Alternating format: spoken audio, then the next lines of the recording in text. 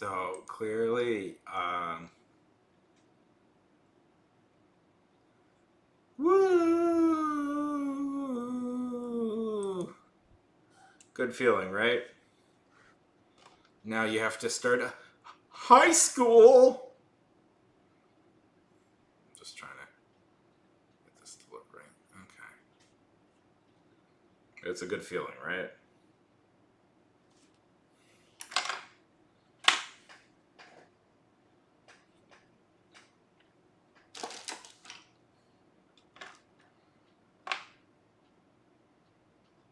Yeah. Oh, that's good.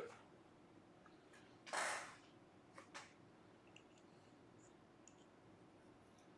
had a much bigger pencil. No, where did my nice big one go? The... Always, always, always. Things always vanish to the night. Oh well. Well, that's fun. 1 second.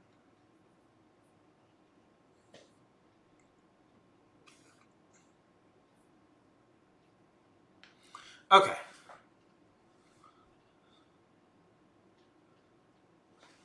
That's also always fun. Okay. We need. By the way, I'm gonna give. Need to be ready because summer is always the moment we're trolls. We finally have time off of school to like be trolls again. So we'll see if that happens. Just be ready. Be ready.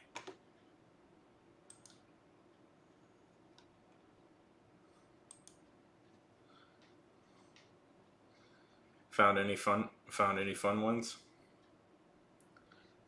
Yeah, it's. I'm not letting them down. I'm not worrying too much about them, but I'm just like warning people because I've been through this before. Before suddenly, it's what a coincidence that more trolls happen during summer. Huh. Certainly nothing I can think of. God, it's so hot in here, man. Just warning people, just in case. Don't worry. I have plans, by the way. I have everything set up now. Hey, Robin, good to see you.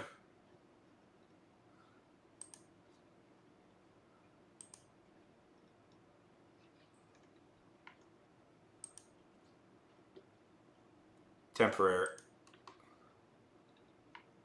We'll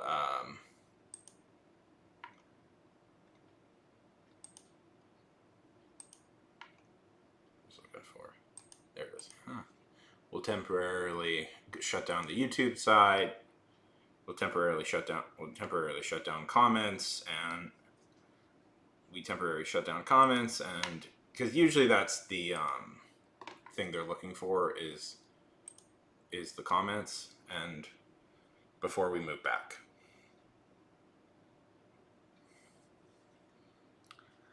Okay. Now, you may have remembered that I was supposed to do a 48-hour stream. I tried it and I had a massive panic attack, so we're not doing that. We're just going to do normal streams.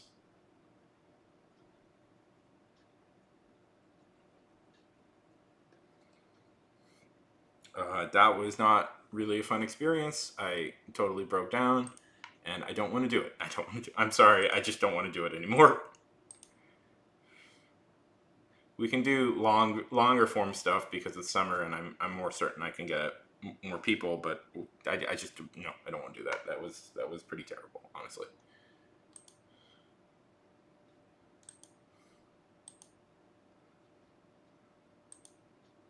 So, Robin.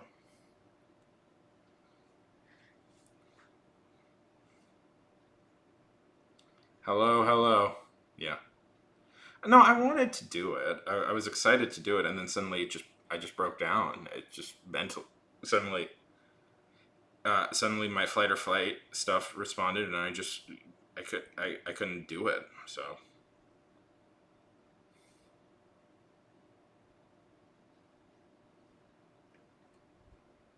It was my idea, so, but just, it just wasn't happening. I don't know. So, yeah. Yeah, I'm just explaining what happened and why I'm not doing it, because it just, well, thank you, never. Your insight, uh, your hindsight is very useful. Thank you. I've done stuff like that before, is the thing. See, I once did a 32 hour. Okay, never. You're kind of coming off a little bit like a prick right now, so. But I'm trying to be emotionally honest here and don't really need that. I've done a 32-hour stream before, never. I've done a 32-hour stream before, so I was pretty sure I could do a 48-hour, but I just didn't work. Just didn't work.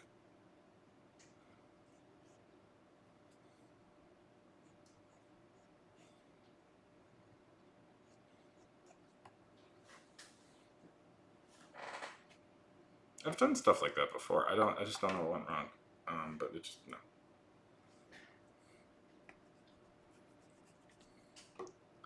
So we're not doing that.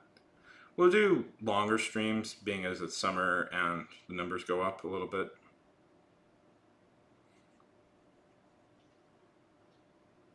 Yeah.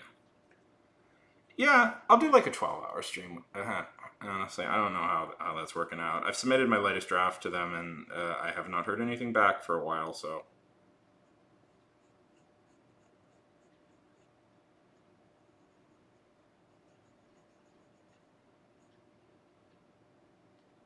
I've not heard anything back from them for a while, so. Don't know. But.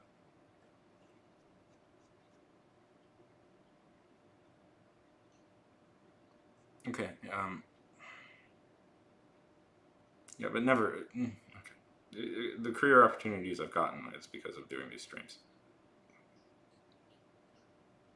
So.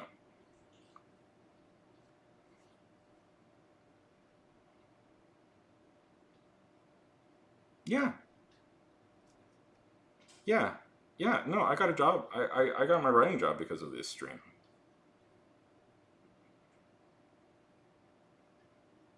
Because of the connections I made on this stream. Never, do you not really understand the concept of schmoozing and networking? Like, do you not understand? Do you not understand this?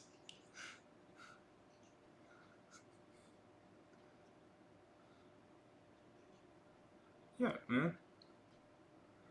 Got a little. Yeah, this is a good place to get my name out. I've got my name out much more.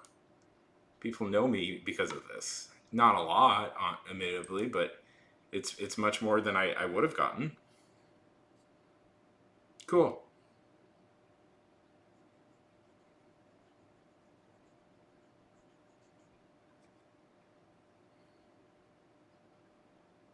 Why?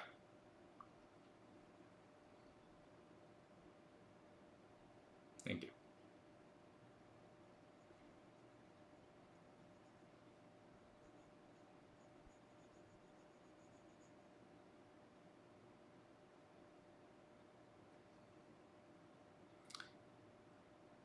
Yeah, thank you.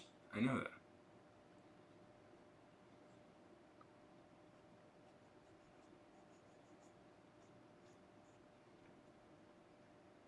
I'm not. I'm not. Yeah, but I'm not famous. I know that.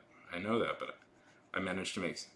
I managed to make some connections here, and that's what I'm trying to say.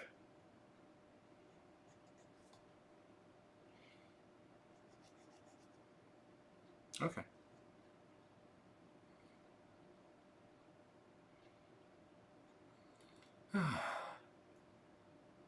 I'm not famous. I'm not famous. That would be ridiculous.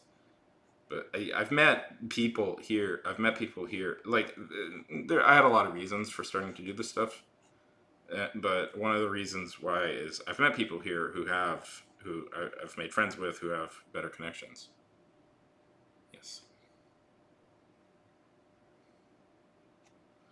Listen, I the thing with writing is and art just in general is it's a people business, and it really does depend on the people you know to give you advantage. Like, my advice is if you ever go to college for any of this sort of stuff, like filmmaking or writing, uh, be very personable and open. Those are the people that get ahead. Yeah. Yeah. Okay. I don't. Okay.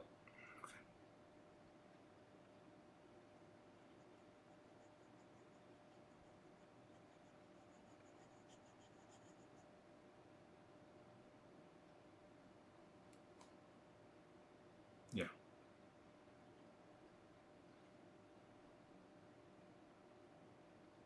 Yeah.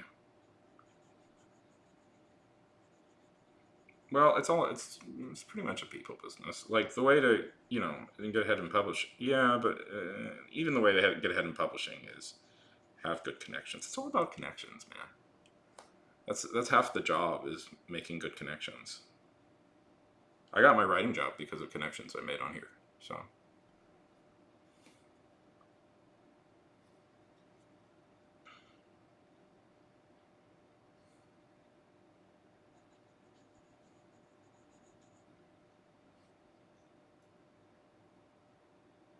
no, I mean that's just kind of the way it's always been. Never.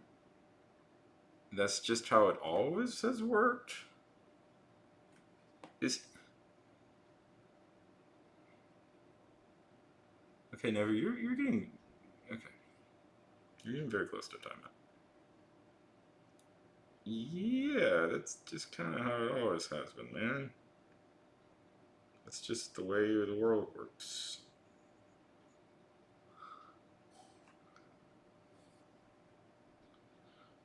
So, Robin, Jaden, terrible.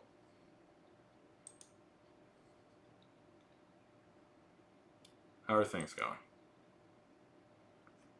Is this?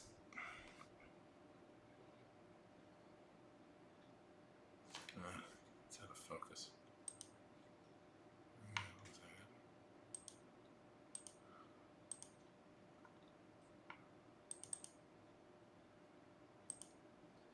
Damn it! I knew this would be an issue.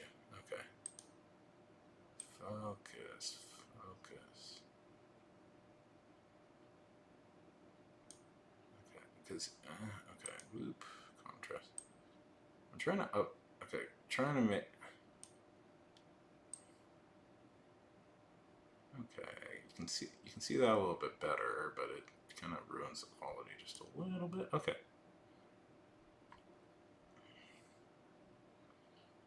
there we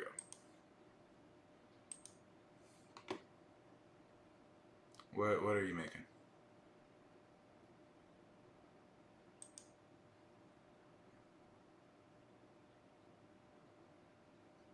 I'm a little bit like that.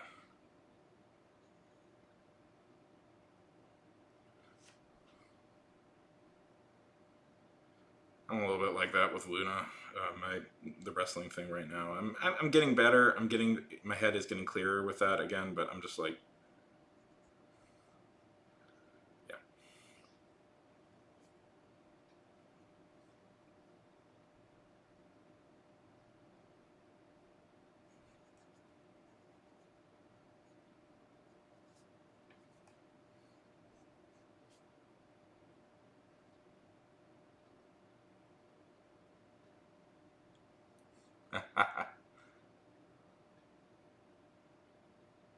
Best views on Streambo space.com. Remove space.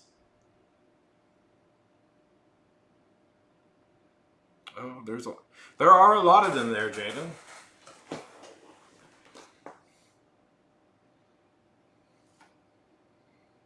There are a lot of them congregate there. That's a particular favorite. A lot of them there too. Never really.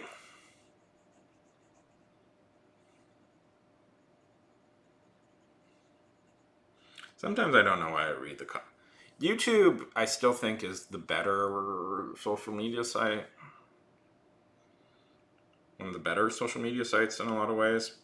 but it's still real. There's still a lot of dumb people there.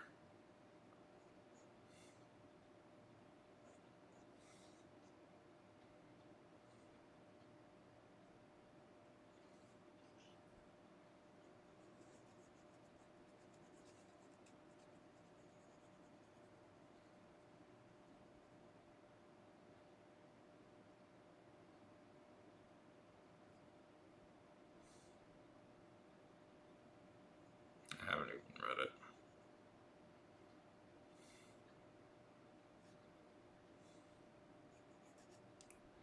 What does it say?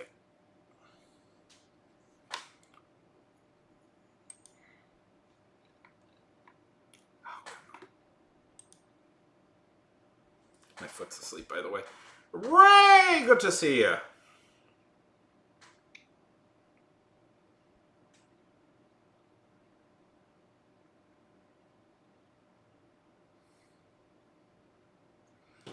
Really? Well, people lie also in YouTube comments all the time. It's very frustrating.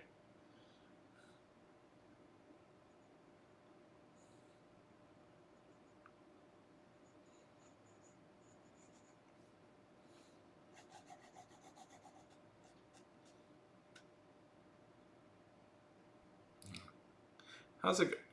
Yeah, you lie. I bet your name isn't even Ray. I bet it's... Yeah. Yeah. Well,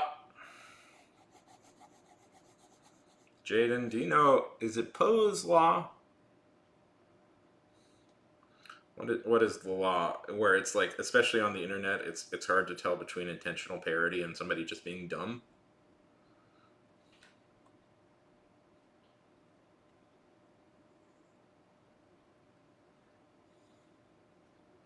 That's one thing that really burnt me out on TikTok, by the way, is like I would see all these like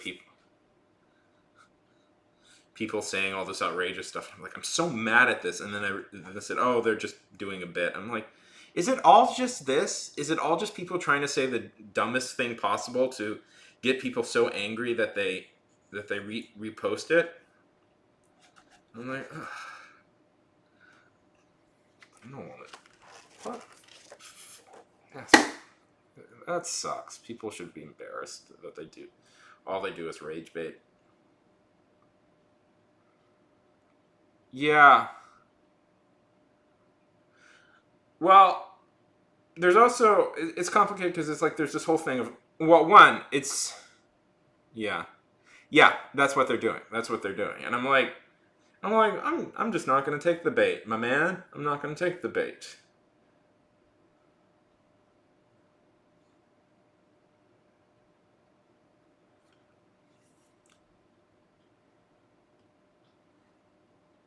Yeah. Oh, I make stuff up all the time. I think I once claimed I worked for the CIA.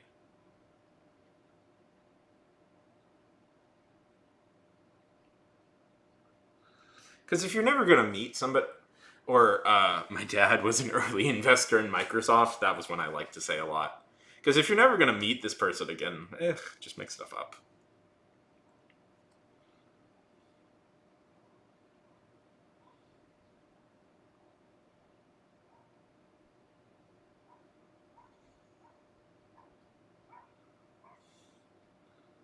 You're blind, but you have such a strong.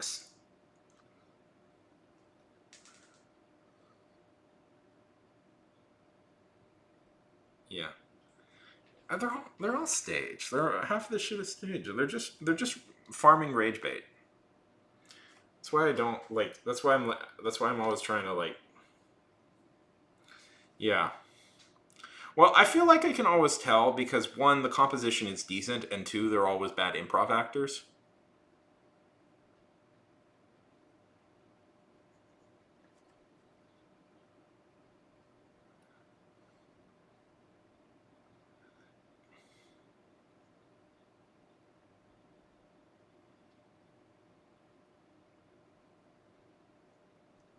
Yeah. I've been in such a good art flow lately, and I don't know.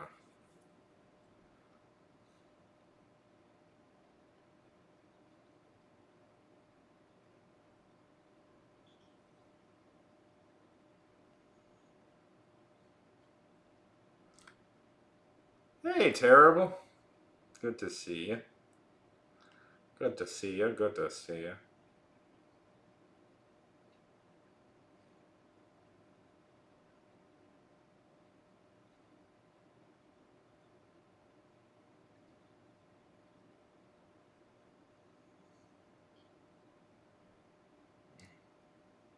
I too have a Blue Yeti microphone.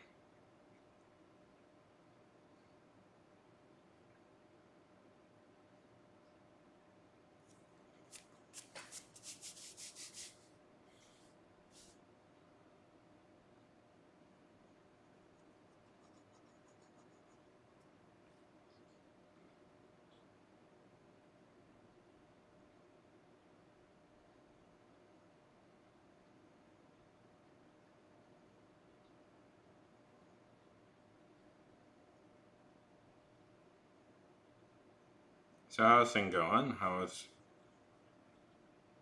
just stuff?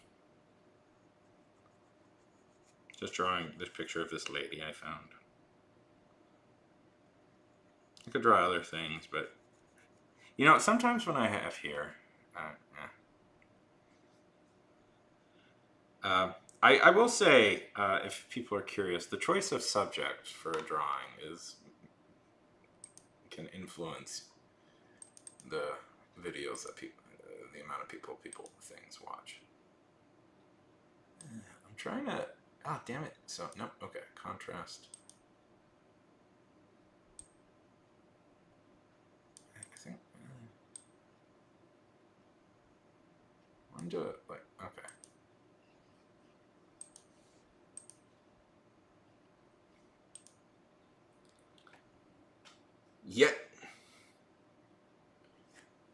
Yeti hip hip hooray.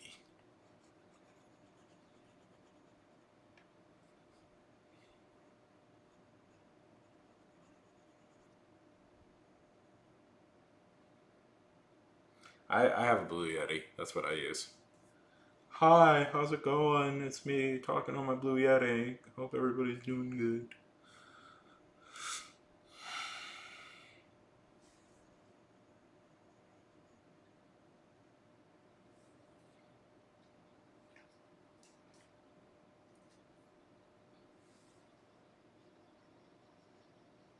I used to have such problems with the audio, and I'm finally. You would be right back?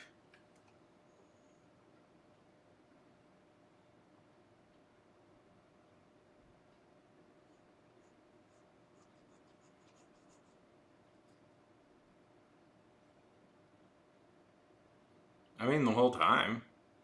This mic I've been using for a year. Yeah, for about a year.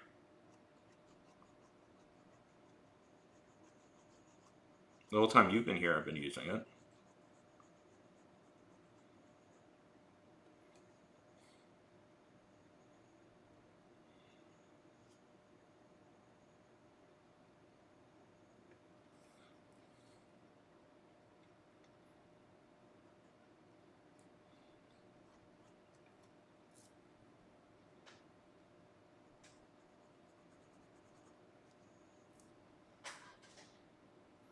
So how's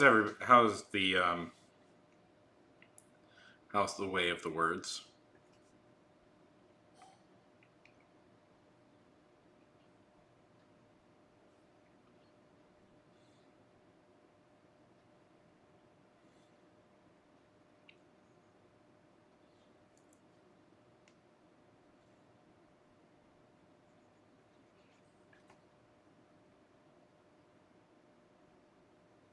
Very good.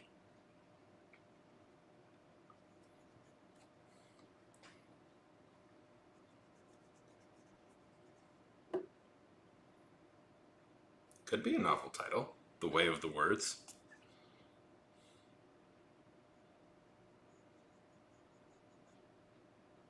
Boo chores. Yeah. I was gonna do writing on here, but I didn't feel like it.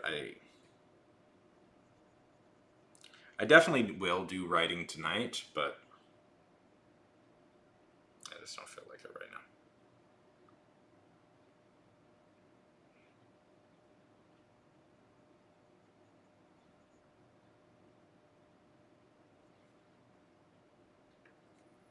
Um,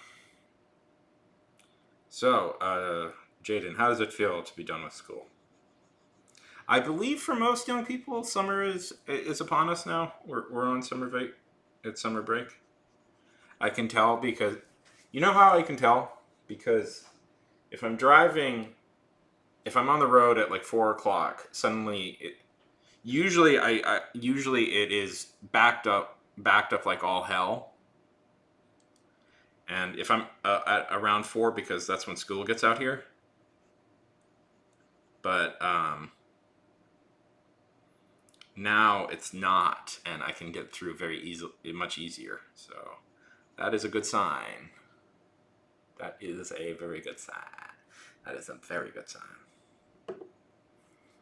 Because man, I can go like 50 miles, one way or another in like 20 minutes, but the 1 mile I from here to home, from like the opening to home in front of the school, can take me like half an hour. It is the most shocking thing.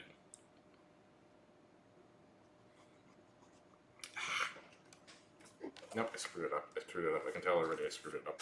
I didn't give myself enough room.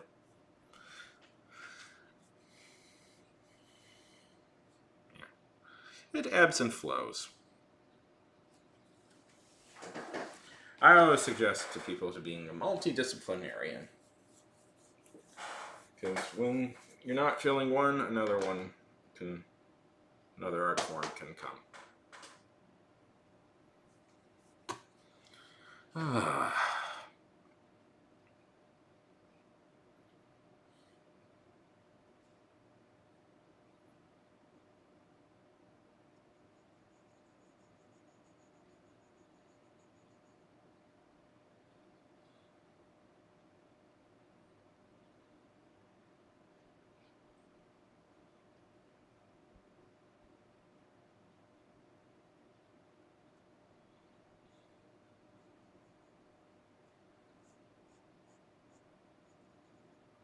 I still feel like we should do something to celebrate 1,000 followers, but I can't. No, I'm not doing that. I don't know. What do you? Yeah, but I can't do the 40. I just no. Don't want to do that.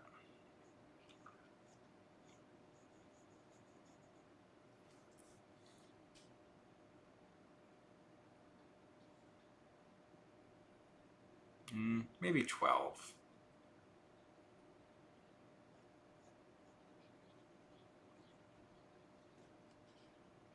Yeah, maybe 12.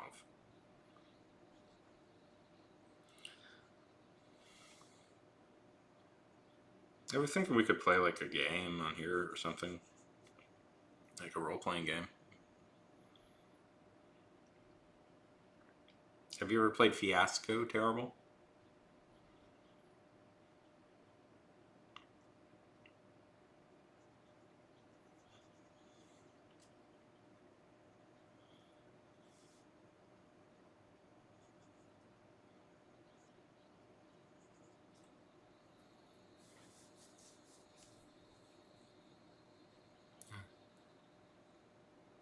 Yeah, that's fun. It's a role playing game, but there's no real. It's very story based, and there's no real rules you have to. There's very little actual rules you have to learn, and it theoretically can take just a day to do, just a couple hours to play a full campaign. You could do something like that, I guess.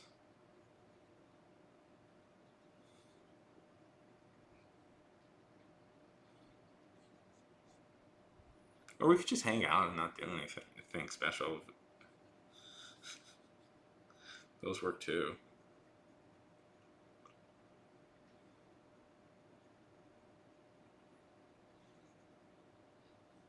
Can you see this clearly? Oh. How clearly can you see this? From my thing, it looks decently clear, but oh, whatever. Yeah, I don't want to do that.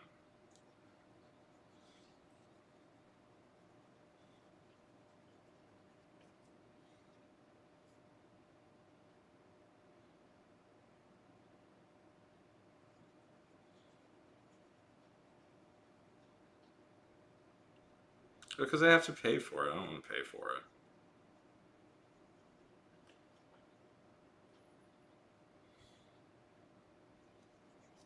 I'm trying to save some money. Let's just say that. As of recent.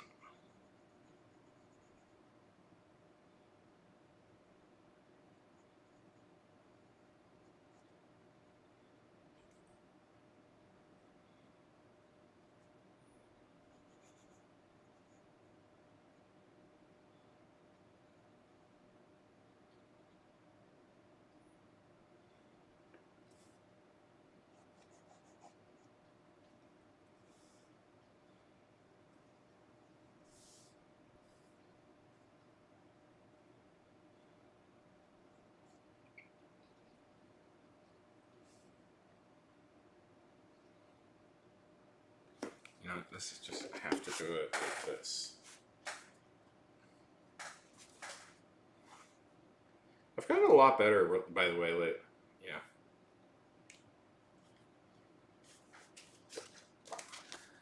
I have to do it. I have to do it wide. I keep running out of space for this drawing I want to do. I have to do it wide. It's the only way. It's the only way this is gonna work. Okay. Yeah, this works better. Yep, this is how I have to get this to work.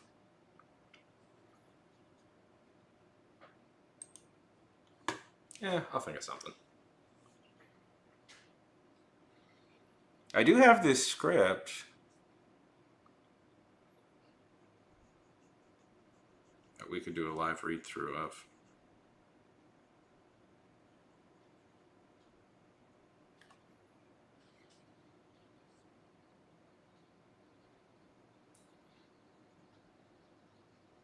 Terrible, have you ever looked at a script?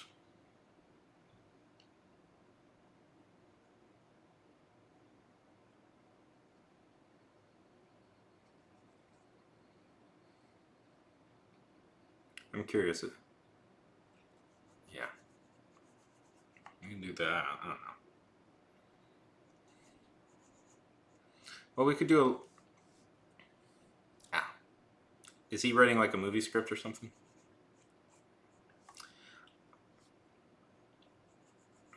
See, a straight read through of a script, I think,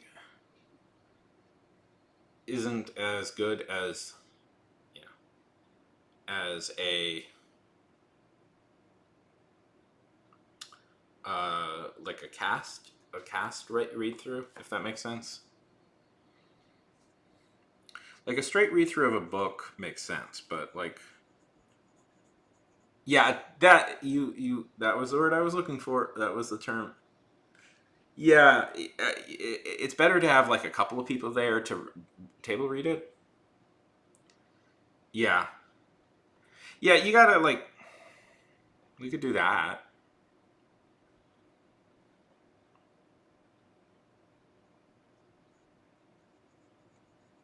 They are a lot more fun.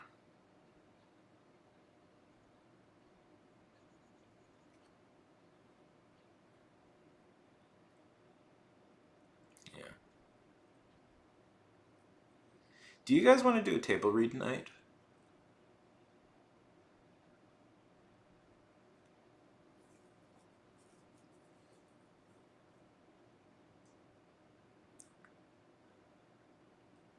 Yeah. Tonight, maybe, but okay. I'm kind of having a thought now. No, not today. Not today. I'm kind of having a thought now. What if we all? Yeah. Well, okay. Here's kind of my thought process. What if we all set a date and okay? What if we all wrote a 5-page script? Each of us wrote a 5-page script, and we set a date, and that night we all do table readings of each other's scripts. Yeah. Would that make sense? Like each of us write like a little short film. We don't have to film it. Just do a table reading.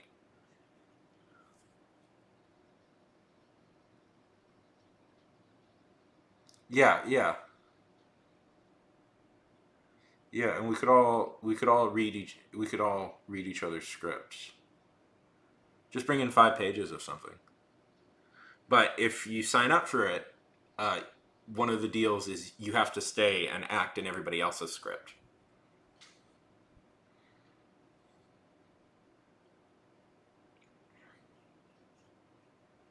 Because at some point, I would like to make a movie.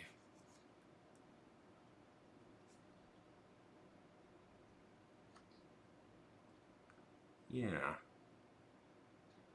Who's here?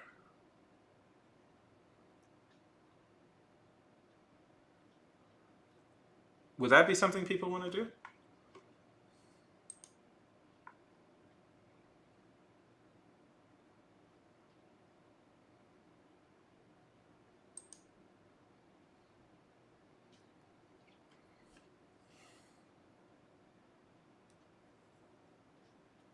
How about?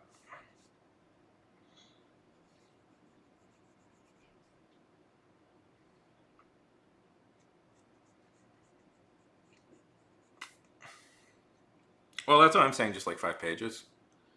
Because 5 pages is very easy. Is a very easy thing to write for a script. You're gonna actually find that that's actually maybe a little bit too. That might be a little bit too short. Because it's like I know like 5 pages in book form is like a lot, but 5 pages in script is like nothing really. Yeah, yeah, pretty much. And it can be, it can be anything. It can be anything. It can be anything. It can be part of a larger script. It can be a short film. Short film, a short would be more fun. I might submit a part of a large.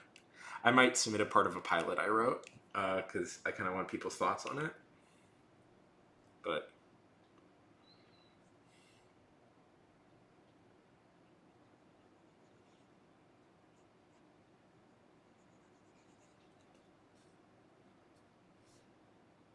but yeah, I mean, be respectful. Like, okay, I'll think. I'll think. How much have you had to drink tonight, Never?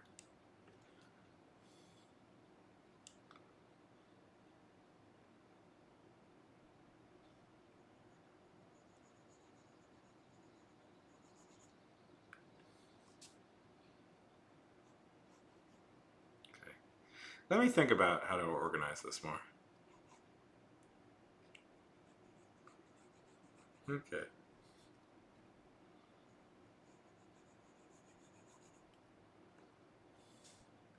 Let me think about this. Yeah. I have had a headache for the last 2 or 3 weeks, but slowly getting over it. I have chronic and periodic headache, stress headaches. Okay. Me? Nothing. A man? I don't drink. I do drink occasionally, but not. Don't really make it a habit.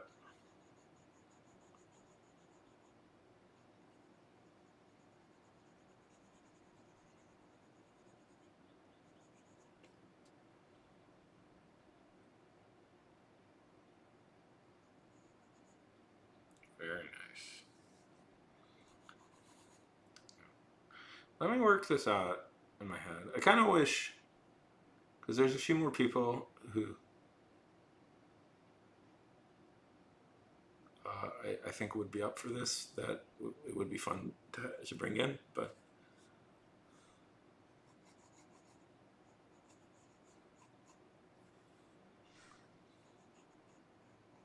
1 second, I will be back in 1 second.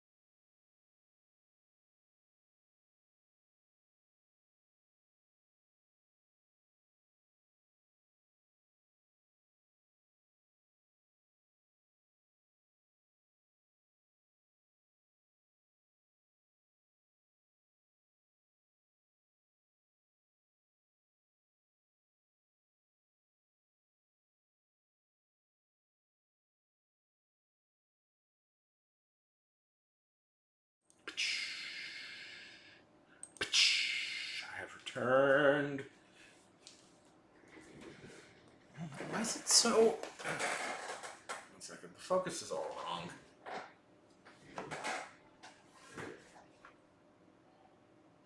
Okay. 1 second.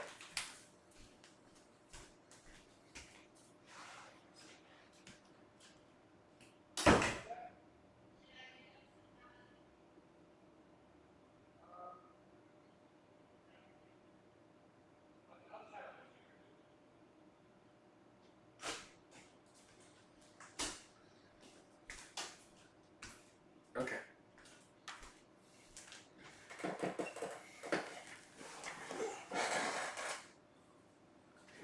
Okay, we're back.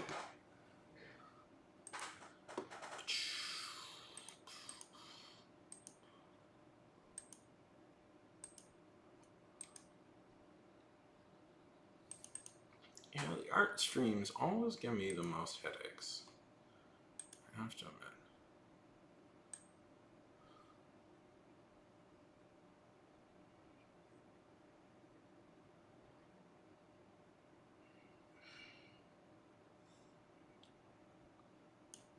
There we go. Okay.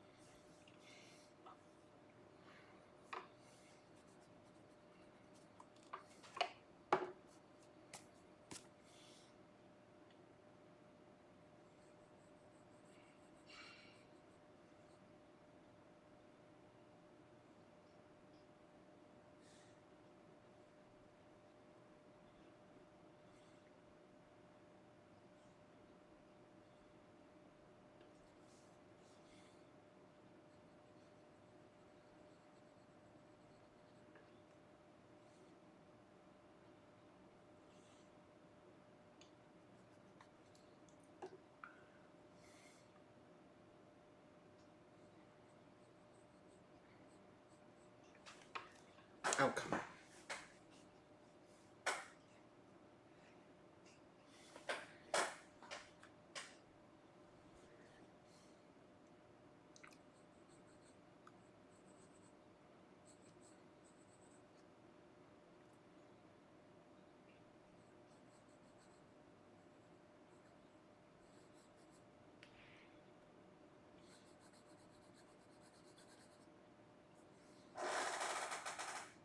Oh, man, it is like it's like a sauna in here. I don't know what's going on.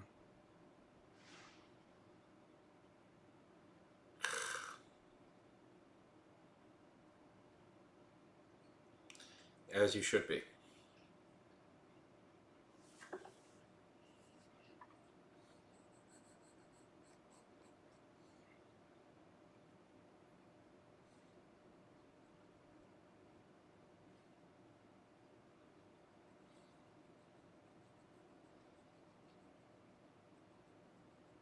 That's good.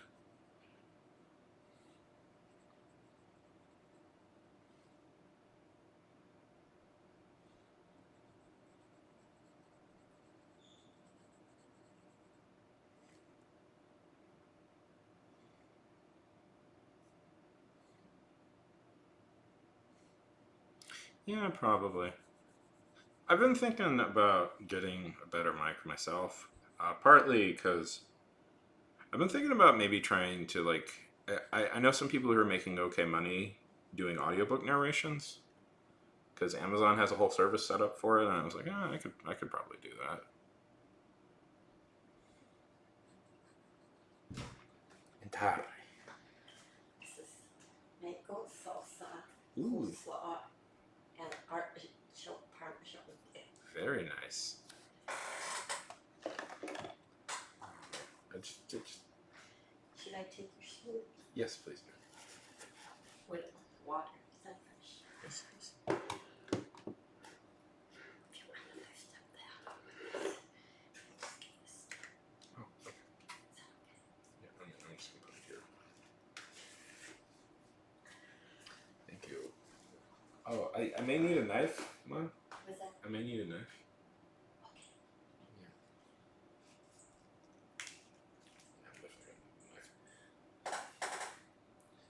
just came in with some food.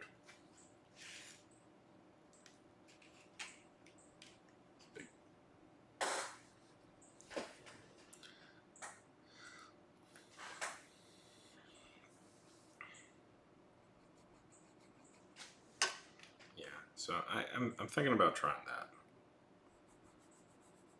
I think I have a face for radio.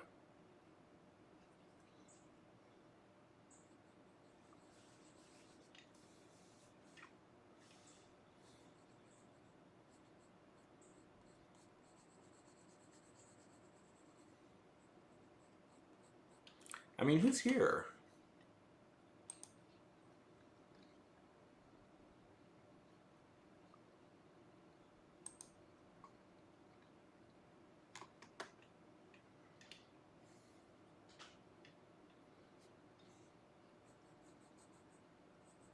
Yeah, it'd be a lot of fun too, and people are making okay money doing that. At least until, AI ruins it. But hopefully it doesn't yet.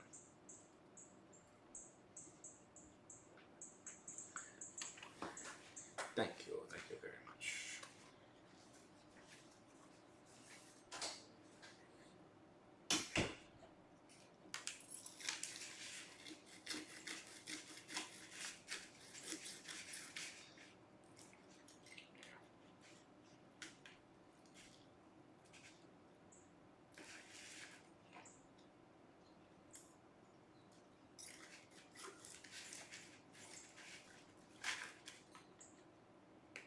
Things suck and are terrible.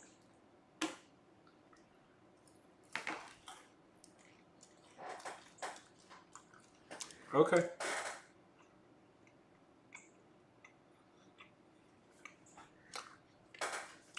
Say hi to your mom for me.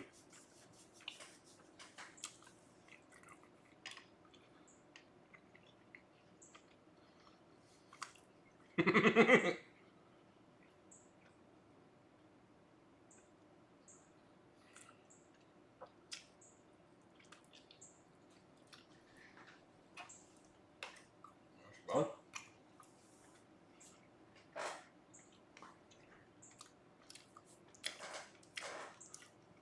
I know that's his girlfriend.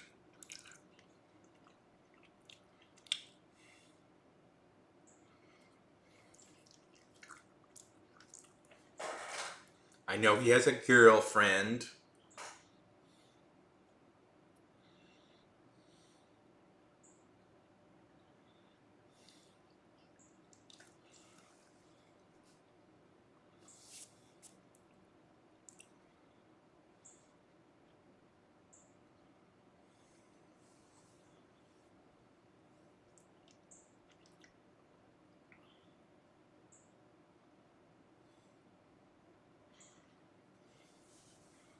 That you.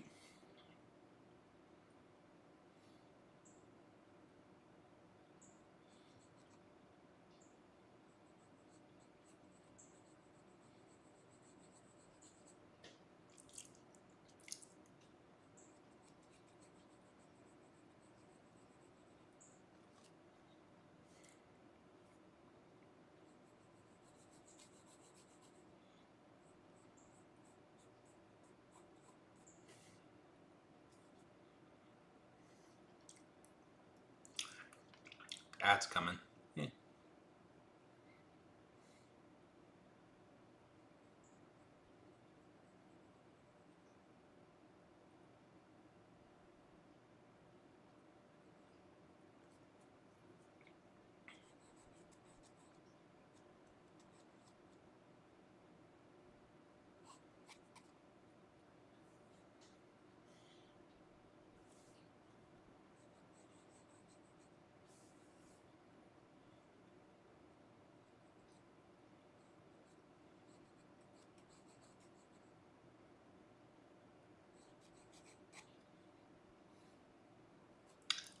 I can fix this. Don't worry about it.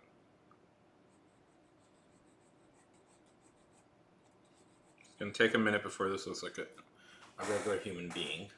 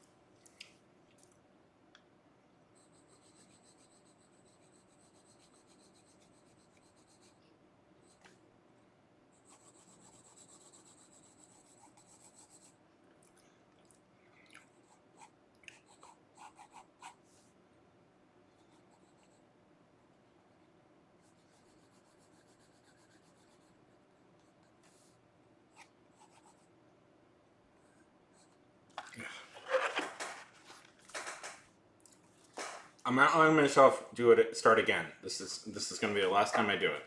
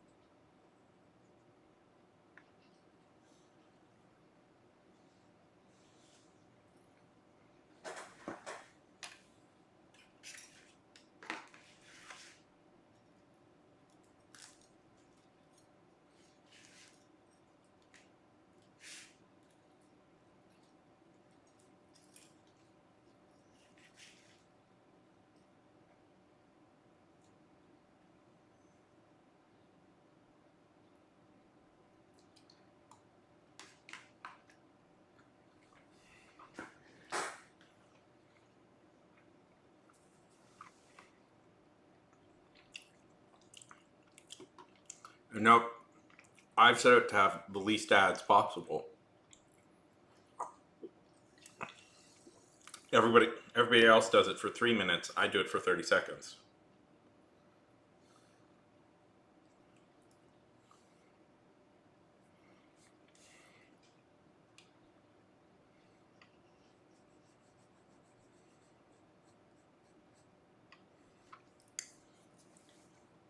What they want you to have it.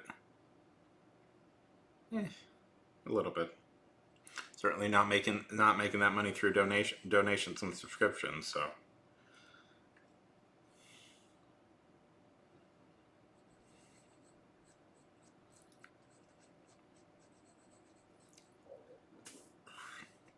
I would make a lot more if I let it ran for 3 minutes, but I don't want to do that because I think that would kind of kill the vibe.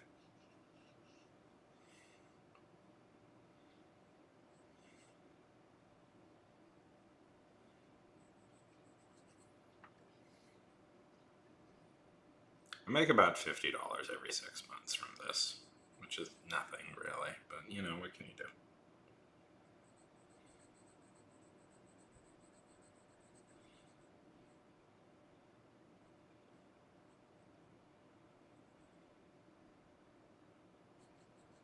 Yeah. I want to start making YouTube videos again.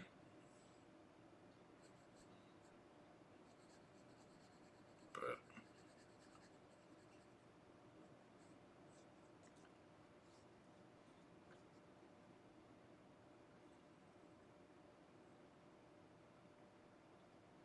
it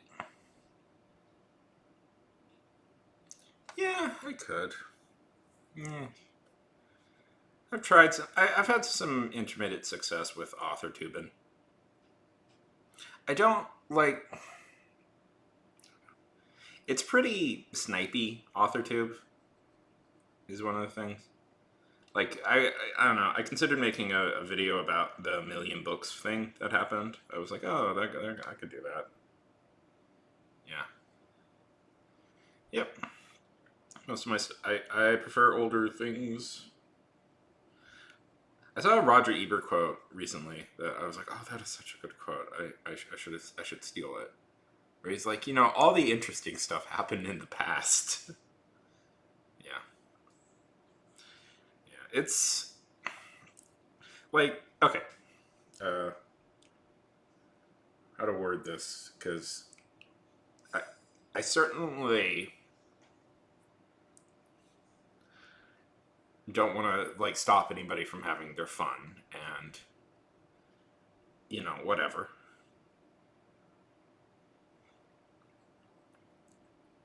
I'm not particularly but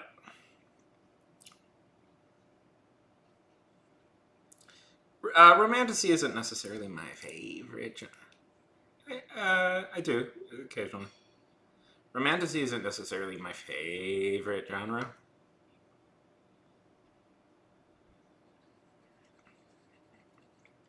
No, but I also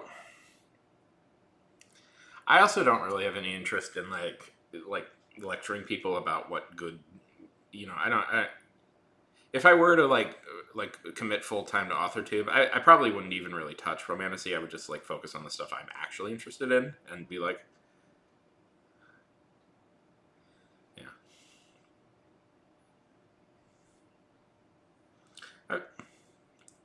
I was like, because a little bit my opinion is like, why do I care? Why would I care? I'm not interested in it. The people who would like my stuff would not be interested in my opinions on it.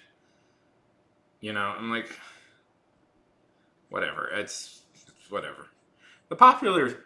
I'll throw out this. The popular stuff is never like the flavor of the month stuff is never that great, and that's just been true since the beginning of time. So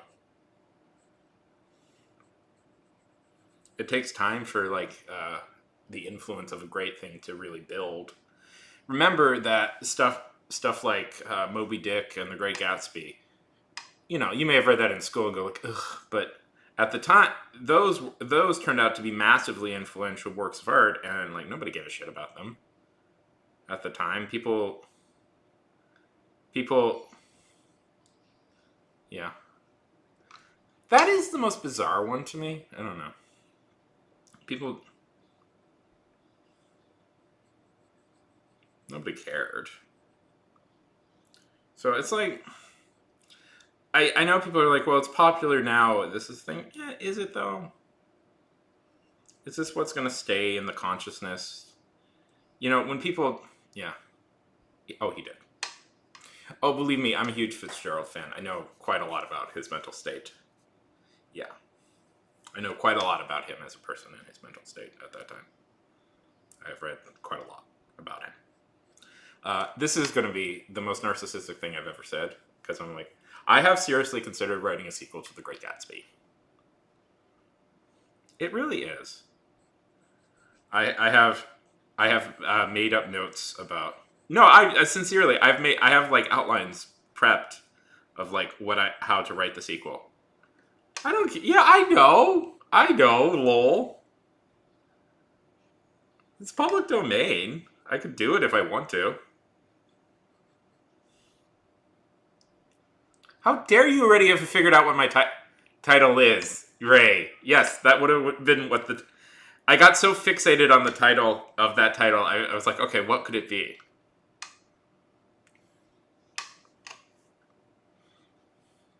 You guys want to hear my?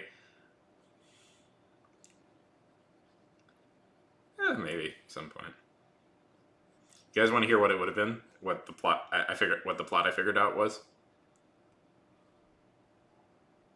Um.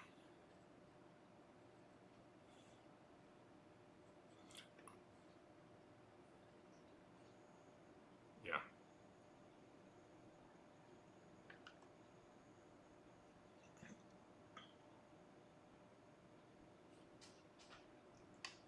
It's called.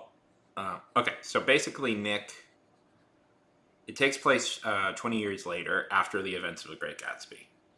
Nick has mostly returned to his normal life, and has is part of a stock bond business up in Wisconsin.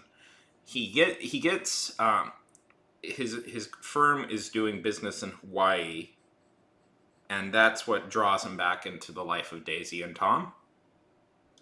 And we discover in that time period that Daisy has had another kid, has had a son by the name of has had a son. But the thing about it is, and this is the soap operatic twist, guys, you're not going to be prepped for it. Doesn't look at all like Tom. Looks suspiciously like Jay.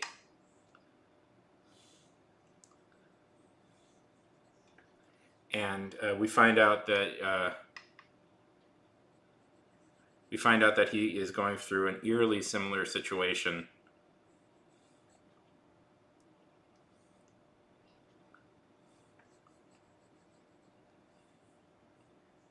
to Jake.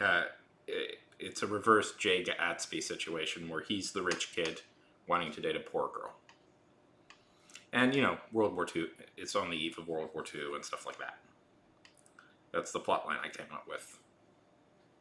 And I thought about writing it, but it was the intimidation of actually trying to write a sequel to one of the great American novels was a little bit harsh. I don't know. I feel like we gotta collectively, as a group, do something.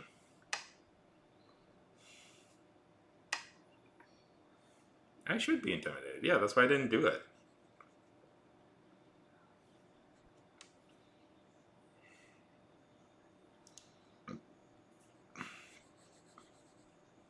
I mean, I did think that would be a way to get. We should. I've been trying to think of a. I've been wanting to adapt something from the public domain. Yeah. Still might do it. Nope. No. Not giving up. Not giving up.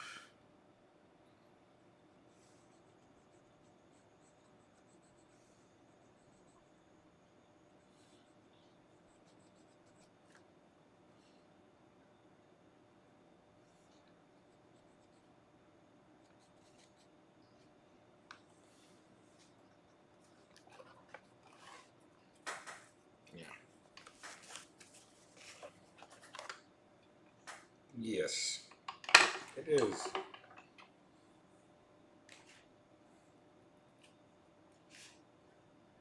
I mean, in a few years, Batman's going to be in the public domain, so just take advantage of that.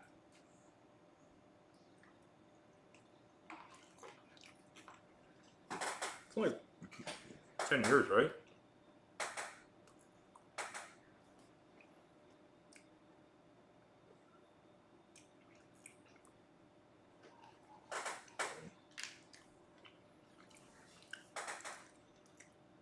I don't give a shit about now.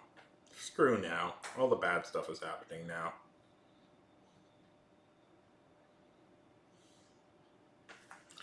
I want to write about the past.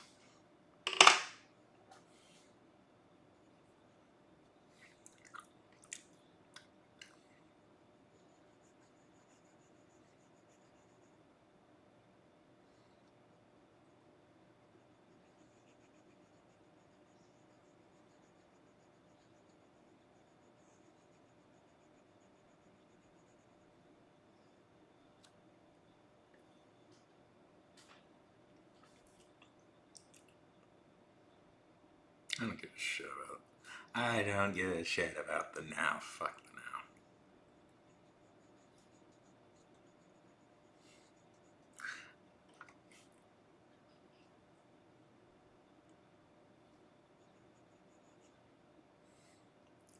I feel like this age, particularly, not to go too much into it, but I feel like this age in particular is going to age very poorly. Like, there are time periods that, despite stuff aging, it's still very, very fascinating to watch, and it's like you can, like, still read and watch certain things from certain time periods, and it's like, yeah, no, this still works. And then there's like stuff like now that I think, man, this shit's gonna be embarrassing to watch in a few years.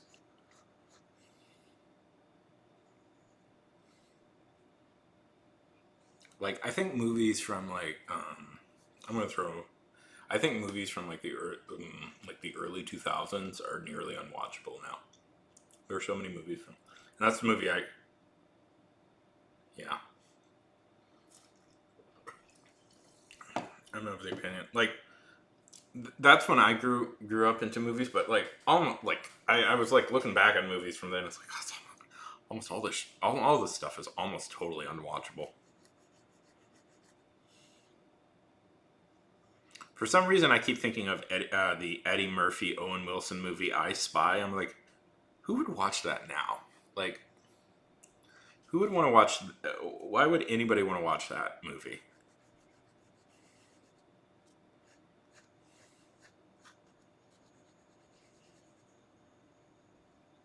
The greatest movie ever made.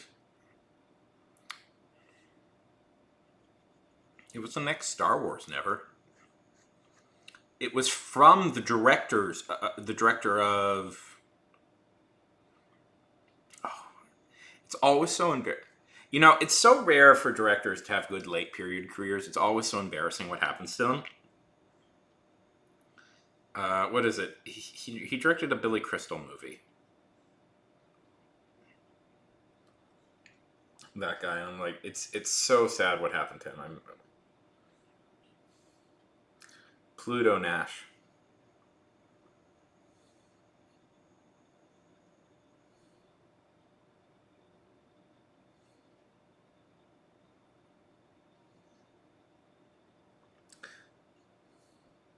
Paul Nash.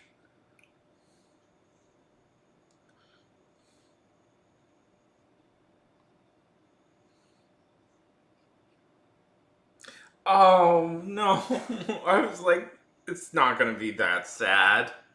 Yeah, he made Tremors and City Slickers. I was like, no, no, those are two good movies. Yeah, Tremors and City Slickers are both pretty fun movies, and I'm like, no. I was like, I knew I was gonna be upset, but I didn't realize how bad it was gonna be.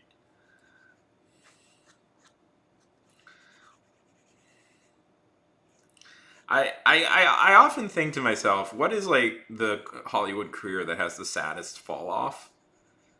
I used to think cinematographers had, unless you are like one of the rare few that win like Oscars, like most cinematographers have like really like sad fall offs, and they do like just the sad like later careers of like great cinematographers are usually really sad, and you're like, oh, what are they doing? Because I think the guy who like did the cinematography for Back to the Future has a really sad career path, if I remember correctly. Let me see if I can find it.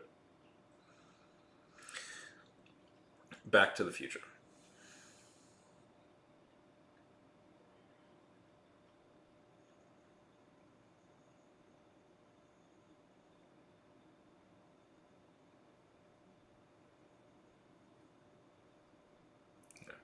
Also, animation directors. Um, Dean Cutley. Let's see. Filmography. Okay. Well, oh wow, he actually had a really really. I was like, oh yeah. So, okay, no, okay. Oh no, yeah, he did a lot of really cool stuff. Okay, Romancing the Stone, Back to the Future, Warning Sign, Big Trouble in Little China, Who Framed Roger Rabbit. Oh, that should have won him an Oscar. Then he did Nothing But Trouble, Hook, Death Becomes Her, Jurassic Park, Casper, Apollo 13. All these stuff is great. And then, oh right, oh god, Jack and Jill. Jack and Jill. No, we're looking at cinematographers because I was like, because I always had the feeling that cinematographers have like the saddest.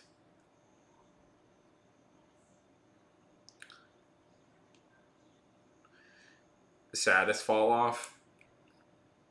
Yeah, okay. He did Jack and Jill, Freedom, Diablo, which was a Scott Eastwood vehicle. Oh boy. The Spy Next Door, Garfield the movie, What Women Want. He did Apollo 13, and that I think was the pinnacle. Apollo 13. Then he did Flubber. Yeah. And generally, I find I find cinematographers usually have a pretty bad fall off. Like, look up really any cinematographer that isn't like, I don't know, like Roger Deakins or somebody, and see where they ended up, and it's usually really bad. Or like Dick Pope or something. I only say that because his name is, he's a great cinematographer, but his name is honestly quite funny. But like look them up. I mean, like, kind of like guys like that will take more for money jobs, and that's not that big a deal. Like, remember Jan de Bont, who was Spielberg's most frequent cinematographer, got his start shooting the Vanilla Ice movie, So,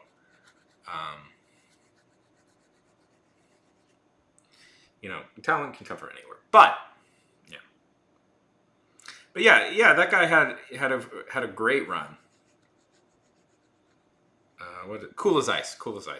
How could I forget the name of that? I've seen that movie. I've actually seen that movie, Cool as Ice. It was bad.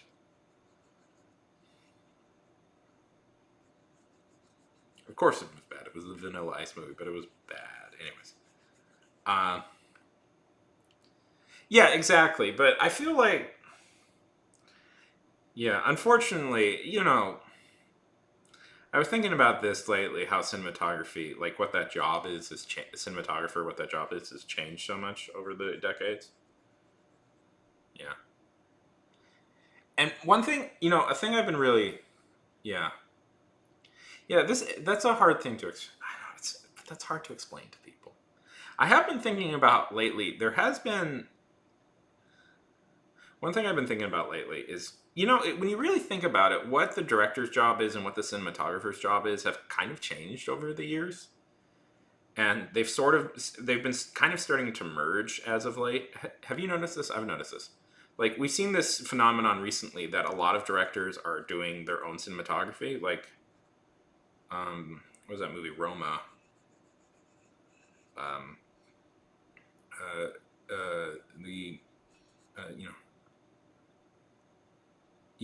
Yeah, but yeah, have been starting. Yeah, well, yeah, that's different. But I'm talking about movies here. In TV, it would be impossible to do that. That would just be too much work for one person to do. Yeah, but that's happening more and more. I believe this year, Sean Baker also. I believe this year Sean Baker also shot and directed, and I've been noticing that happening a lot more as of late. That directors are just fully taking on the job of cinematographer. Like PTA, Paul Thomas Anderson for Phantom Thread didn't use a cinematographer. And I don't think he's using one this year again.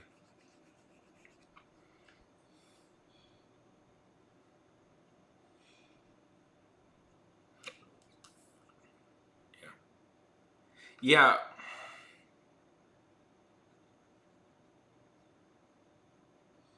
Yeah, I just lately I've realized that I think, like, the job just fundamentally. Yeah, I think lately though that's becoming more common, and I just honestly think the job has changed. Like, what the duties of the director has changed over what was like in the original studio system. I've been thinking. It's just, I was trying to make the point that some people who, frankly, do not know too much about the film studio system are constantly trying how films work, who have never been on a film, try and claim a lot of stuff about how films work. Like,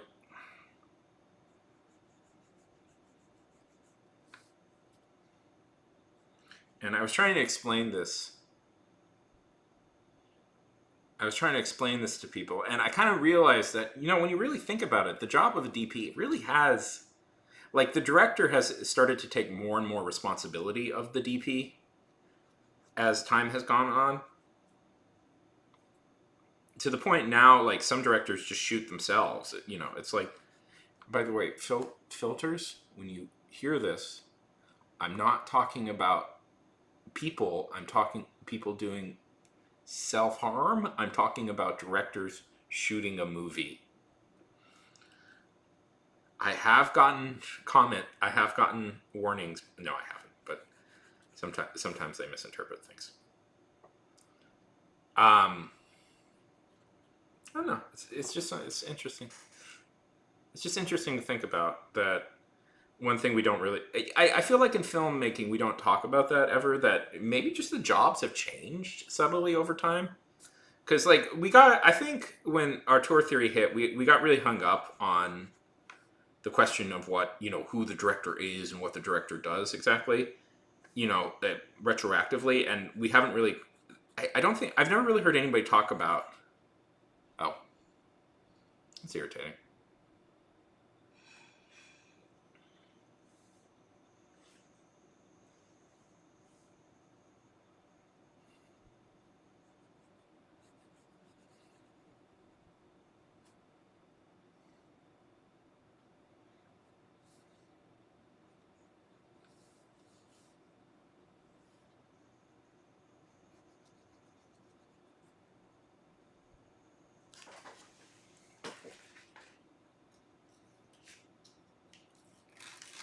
Tell me when you're out.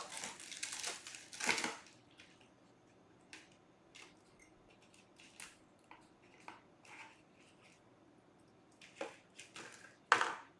just got almost all the bread in, yeah. Okay. I should get warnings for that. That's irritating. Sometimes I don't get warnings. They're supposed to.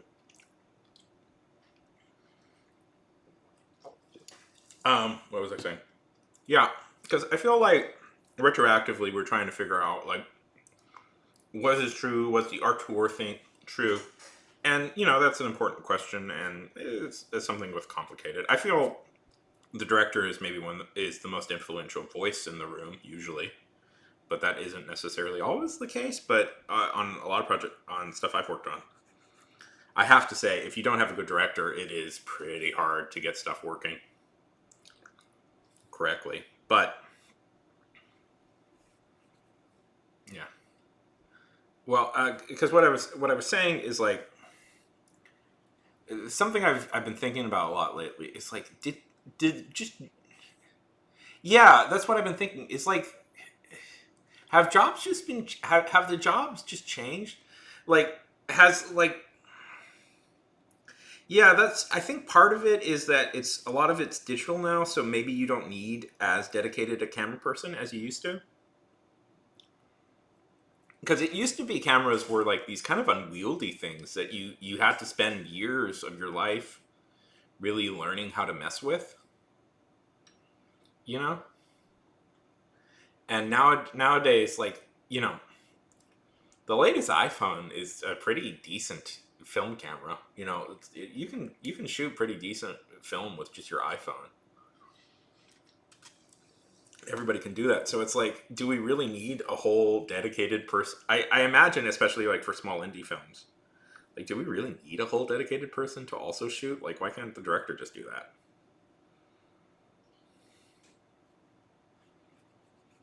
For these more complicated stuff, yeah, probably. Yeah. Because, like Sean Baker. Yeah. Yeah. Yeah, exactly. Why do you, yeah. Yeah, for, like, what? Yeah, it's ridiculous. If you guys don't know, Sean Baker is the guy who won the Oscar this year. Um,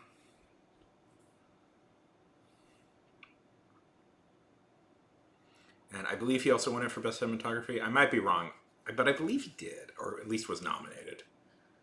And Baker famously initially broke into the industry I know he made a movie before this, but that's the movie I first heard about him with was Tangerine, which is a movie entirely shot on an iPhone,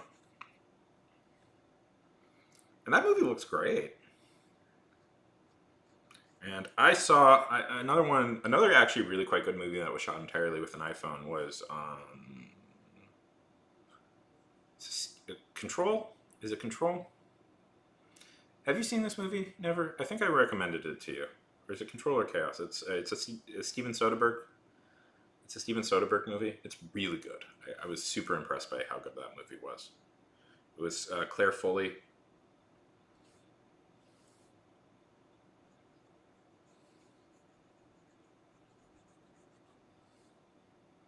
Yeah, that's a. I know he shot another one that I haven't seen yet. Yeah, that movie was. Yeah, I suspect most of that was just spent on like actors and the thing, but that movie is great. That is a real great movie. No shock. Sometimes it's like the Steven Soderbergh movie turned out to be good. What? No. What? No.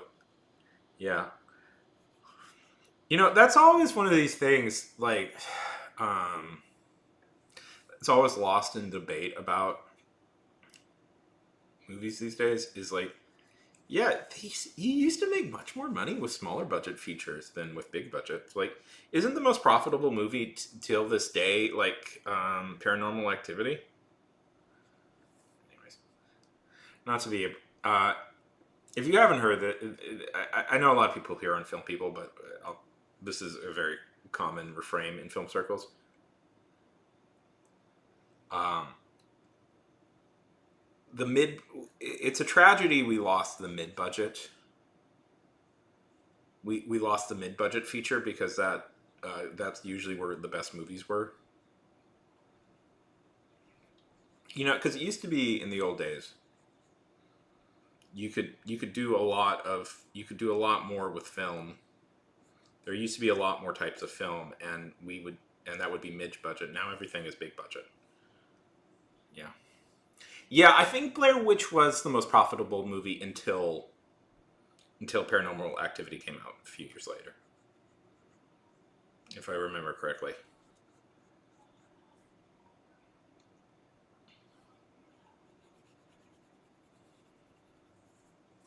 And I won't labor that point because it's a very labored point. But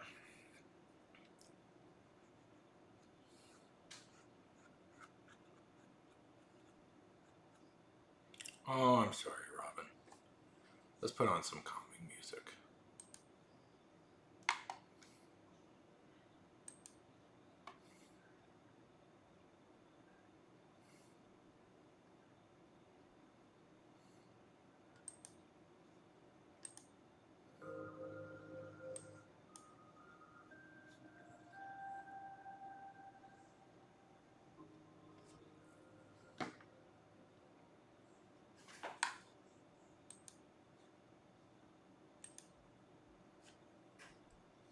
I got headaches too. It sucks.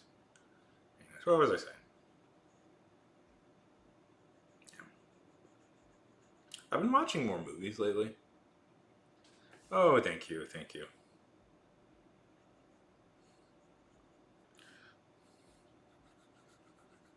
Hopefully, hopefully, people will bring people out.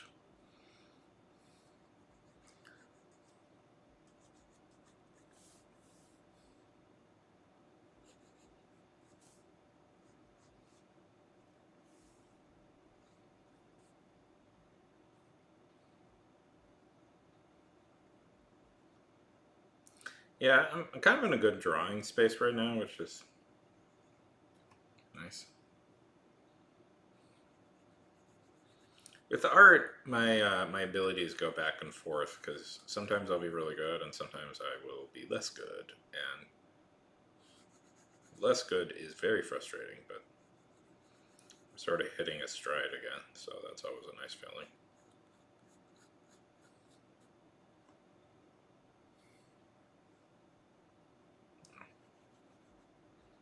That's why we got to make our independent movie. And remember, It's Always Sunny in Philadelphia shot two episodes for like $200. That's how they first got noticed. Yeah. Oh God, the Radium Girls. I've heard that story before. That is a nightmare story. Like, one, they are absolute heroes, and two, that is like the scariest thing I can imagine. Hey, have you guys ever heard about the Radium Girls? Like,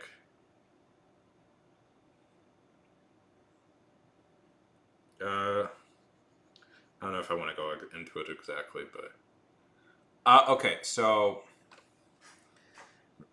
okay, correct me. I've heard about, yeah, yeah, that would be cool. I mean, just a straight movie though about them would also be good. So, um, correct me if I remember misremember some fact, but the Radium Girls were, so back in like the 50s. What was really popular? Yeah, what was really popular was like there's these glow in the dark watches. If I remember correctly, this was the big thing they were doing. There was this glow in the dark watch. There was these glow in the dark watches that they were making, and how they did it is they would put radioactive material on them, and so they would hire these women. Like most of them were like kind of young to like paint on the radium. Can you guys figure out what the issue was with this? Can you figure out exactly what the issue was when? Yeah, yeah, no, you can't do that. Um, like they pretty much all of the girls who worked at this were pretty much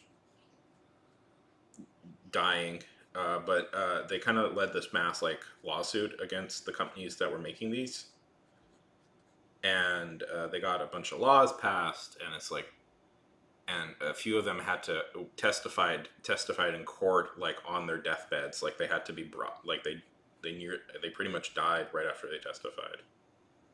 It was a and like their noses and stuff, like just parts of them were falling off. Yeah, yeah, yeah. Ugh.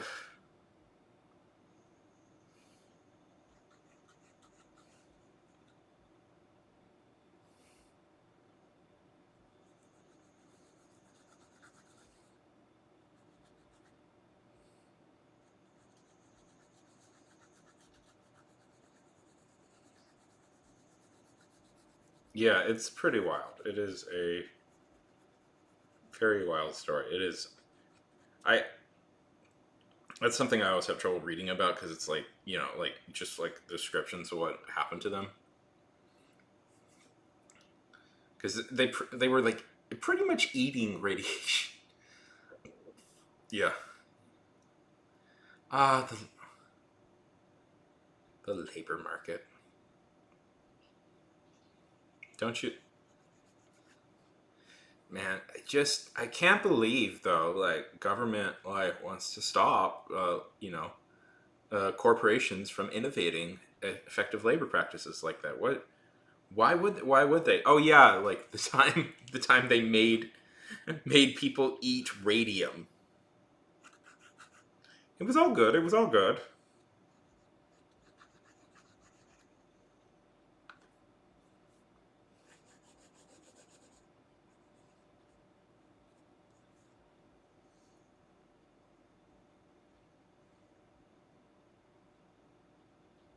Yeah. Yeah, it's why you can't go to Marie Curie's grave. It's why unless you're wearing special protection.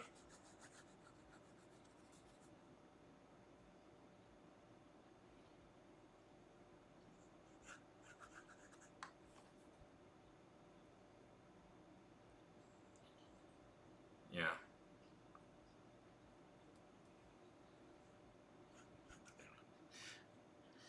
Well, I don't want to turn this stream into like non-stop documentation of all the horrible things we ever did. That corporate America has done to us as human beings, because it can get horrible and violent and kind of sickening. But I remember that story. What you're talking about? Yeah. where there was tainted blood, and we are like, well, we can sell that. We can sell tainted blood. That should be fine. It's more expensive to get better blood. Let's just sell tainted blood.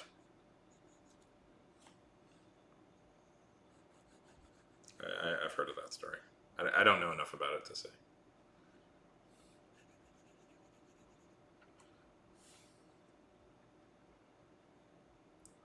I mean, to be fair, other countries also engage in this stuff. But remember, in the '80s, have you ever heard about the Romanian? What the Romanians did to, yeah, to what they decided to do. Did you? Okay, so in Romania, I'm still not sure how they arrived at this idea, but Ceausescu's wife, who was in charge of the the head of research in Romania, even though she wasn't a scientist, decided that the best way to help orphaned Romani children would be to intentionally infect them with AIDS-infected blood because of an idea she had.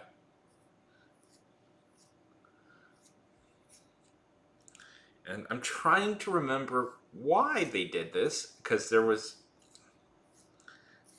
they thought more blood would make people healthier, but they didn't have the blood they needed. So they just used AIDS-infected blood. It was HIV-infected blood. It was very confusing. Yes, to human misery. But he was the one communist leader we liked as Americans. We liked him, so.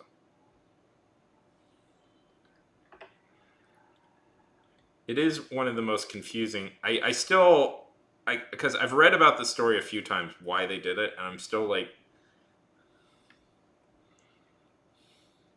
confused where the logic for that came from. It's like, what the hell?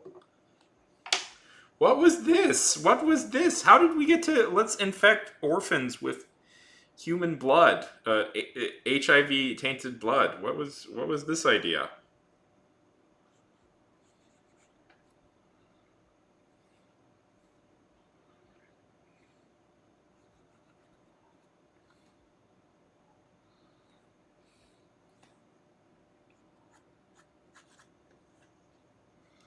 Yes.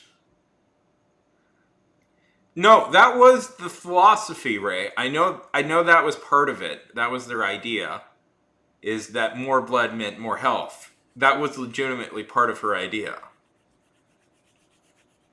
And if I remember correctly, like, don't quote me on this. I'm not remembering exactly right. It was like, well, we got all these orphans and they're like sick and stuff. So if we give them more blood, they'll be better. But we don't have the exact right blood we need. We can use the HIV infected stuff. That should be fine.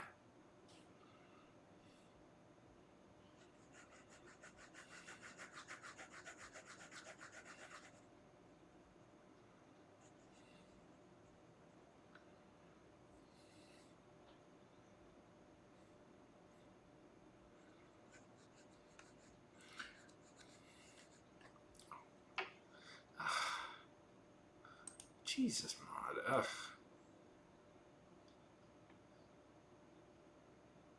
Yeah. Well, what is funny about that is he keeps coming back later in comic book history, because, like, I forget, like, they had him come back, like, in the 60s initially, if I remember correctly. But, the timeline keeps changing, so they keep adding new they keep making it later and later that he came back. So he did appear in, like, the 60s, the 70s, the 80s.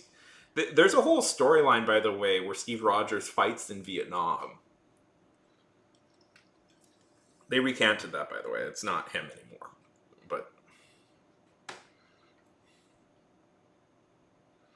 or may have always been him. It's confusing.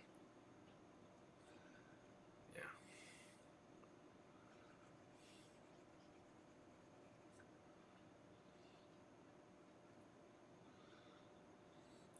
I particularly hate dealing with the inconsistencies of that plotline because it's actually very frustrating.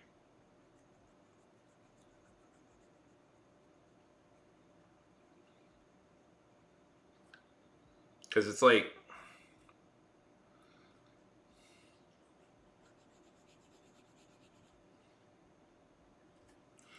um,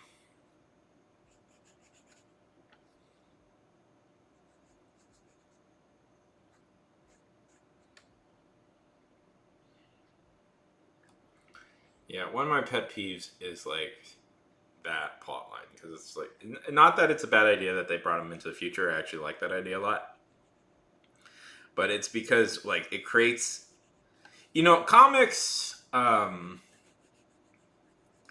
way storytelling has worked out in superhero comics would do well to never tie themselves precisely to one time period. Do well, probably shouldn't tie themselves to one time period if they want to avoid trouble. Because you know that they've officially made up a new war in Marvel. Like this is one of the plot lines that didn't make it, hasn't made it to the MCU yet. There's a whole different Eastern Asian conflict in Marvel that has been going on for like 30 years. And the reason for that, they invented it, is because anybody that had a Vietnam-based story has been updated to that one because they didn't want to have to deal with like those problems. So many storylines, so much stories in comic books is just like, well, this has gone on much longer than we thought it would.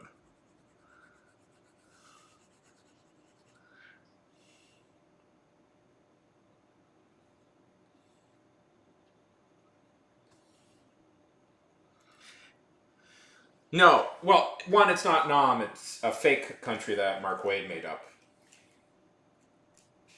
and no, it hasn't.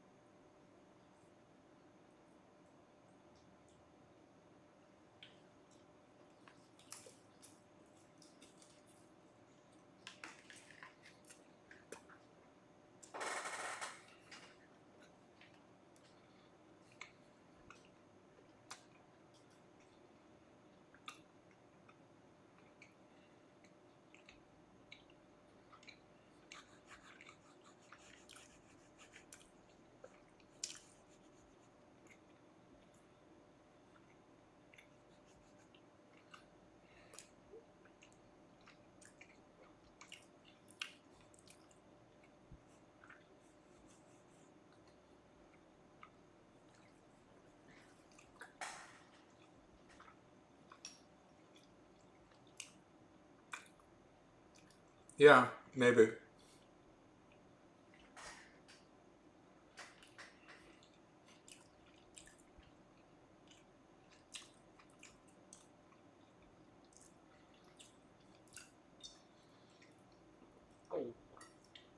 It is weird that like DC half does that, like because DC always sets everything in fictional cities, but then they also have like real cities right next to the fictional city. So it's like, well, what are we doing then?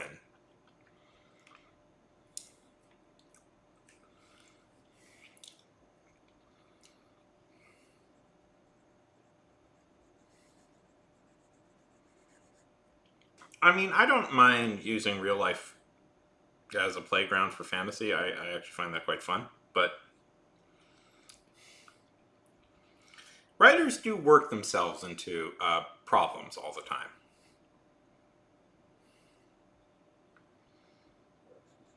That if they had stopped and thought about it for a minute, they might not have had to deal with.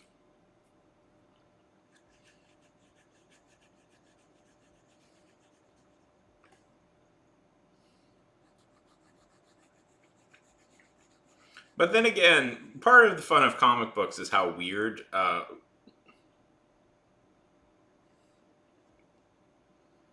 Part of the fun of night terrible. Part of the fun of comic books is all the weird things that they come up with to figure out how to get out of these situations, and that's where like really strange ideas pop up. Yeah, that's the way to do it. That's why. Do you guys know that I'm a world? Do you know? Do you guys know that I am an undefeated boxer? I have never lost a single fight in boxing. I've never had a fight in boxing, but I've also never lost one. So I'm better than Mike Tyson.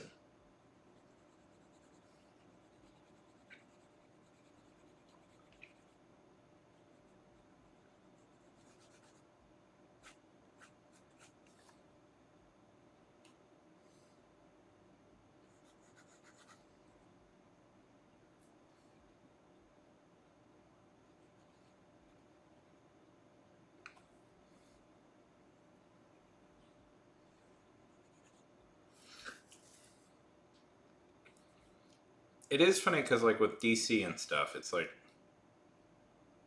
like the fact that like Gotham City moves around states so much is so funny to me.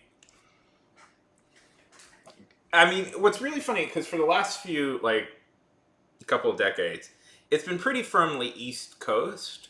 Like Gotham has been a firmly East Coast city somewhere in the vicinity of New York. But and then like Nolan came about and it's like, wait, now it's Chicago? Why did it suddenly become the Chicago? Why is it now like Chicago? It's been New York this whole time, Nolan. Why did you make this Chicago?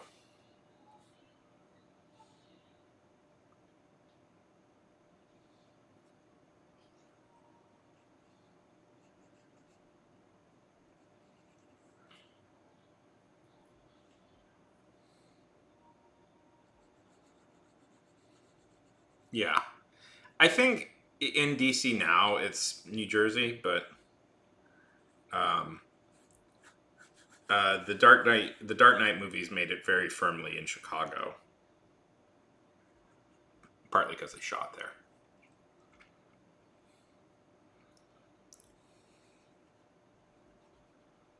Like how Smallville made Metropolis in Kansas,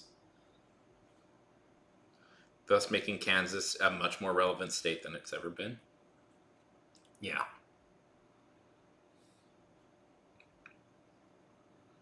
That's why Ben Affleck is actually the best Batman, and Zack Snyder is actually the best Batman director.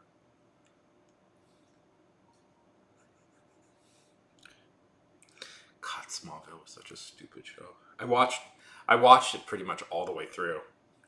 I'm like, such a stupid show.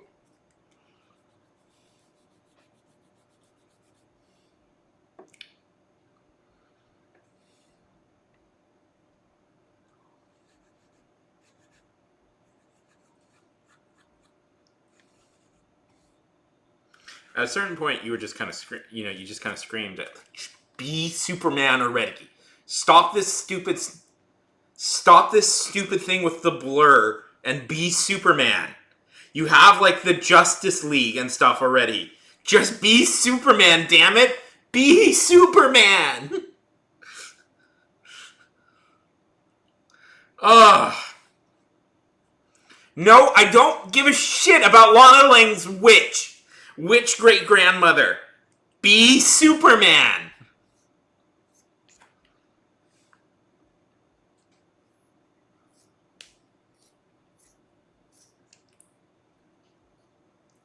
It didn't have the. Let's be honest, Kristen Kirk is not exactly the best actor. And I say that now because it's like, man, out of all the people you thought would become like the controversial one of the cast later on, I did not expect it was going to be Allison Mack. Of all people, I didn't think Allison Mack was going to be be the awkward one to talk about now. That Michael Rosenbaum was one of the best. I like Michael Rosenbaum a lot as an actor. I think he's yeah. I think both the Luthers were really good. I've always liked Michael Rosenbaum as an actor. He's the voice. If he's also the voice of Wally West in the Justice League cartoon. If you're curious.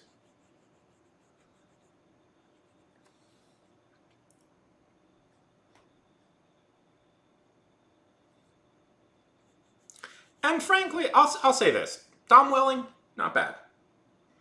I wouldn't put Tom Welling like on the list of like greatest actors in the world of all time, but not a bad pick for not a bad pick for Clark Kent, I think.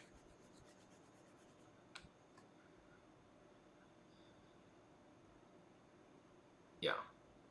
Yeah, not the best, but definitely not the worst. Oh, but yeah. Yeah. He was. I find that hard to admit now because I find Schrader to be quite annoying, but he was quite good in that role. He was quite good.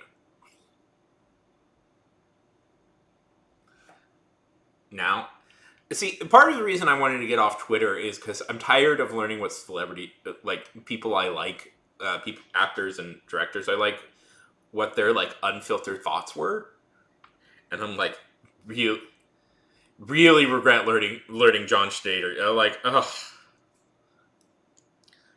I kind of had a feeling though because he kept popping up in all those Christian movies. Like my philosophy is now it's like they don't want to hear mine, I don't want to hear theirs. So, but yeah, Schneider he was good. Welling is good. He's not. I would not call Welling like a one of the great actors of our time, but he held his own in that show, and that was fine. The writing though was so bad. Okay, I say that the writing could be quite bad. Partly because Smallville got lost in the super in the yeah. Part of the problem, yeah. Oh my god, I would be good never like whatever Zach feel free, but I would be good never ever having to deal with Zach Levi again as a dude. My affection for shows like Chuck are not so deep that it can withstand me being irritated by the main actor.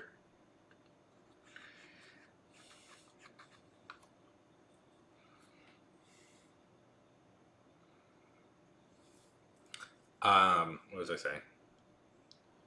Yeah, so part of the problem with Smallville is like it could. I feel like the show could get good. Could be like, oh, I don't like being either. Never. Like I don't go out looking for it. They just say stupid shit, and I'm like, well, didn't want to hear that. Didn't want to hear that. Didn't want to know that about Zachary Levi. What Zachary Levi's stance on things were. Yeah. Well, that's the thing. But never. That's the thing. Once I hear it, of course, of course, of course. Yeah. I'm gonna throw this out, Robin. Some of the filler episodes were better than like, the plot arcs, because some of the plot arcs could be really bad. Oh yeah, yeah. Oh no. Most definitely, the Chloe actor is far worse. Truth be told, the Chloe actor, I'm just like, Jesus, like, what happened to her? Like that is a that is a fallout. That is like a total like destruction of themselves happen. Whereas like act actors I'm annoyed by I just don't want to bother with anymore. Yeah. That's why I'm off Twitter, so I don't have to learn their opinions. Ad starts in a minute. Okay. They can have them, I just don't want to know them.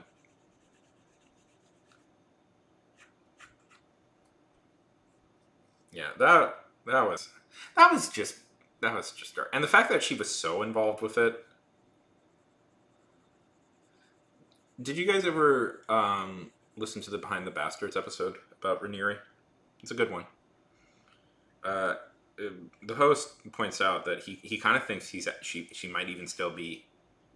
The fact that she's so reticent to admit to all the things, the host is like, this kind of sounds like she might still be under his like. I forget what the name of it, but he covers Keith Raniere, the guy who founded that stuff, and he said the fact that she's so reticent to it, so reticent to admit to that she did all these stuff, because he said to him, because he's talked about a lot of cults. This sounds, he's almost certain that it was actually Raniere's idea, and she's just taking the blame for it, because that's the type of thing they can do. Oh, really? Because I've heard it's absolute garbage. The one people like is the Doom Squad. Doom Patrol. Why did I say squad? I've heard many people absolutely hate that show and say it's one of the most unlikable shows. I don't know. I didn't bother watching it. I don't like. I'm gonna lay my cards on the table, and you guys may disagree. Feel free to. I'm not. Yeah. I'm not. I have no interest in forcing you on my opinions on TV shows and movies. I hate Greg Bartell. I hate the way he runs his shows. And I have never particularly liked much of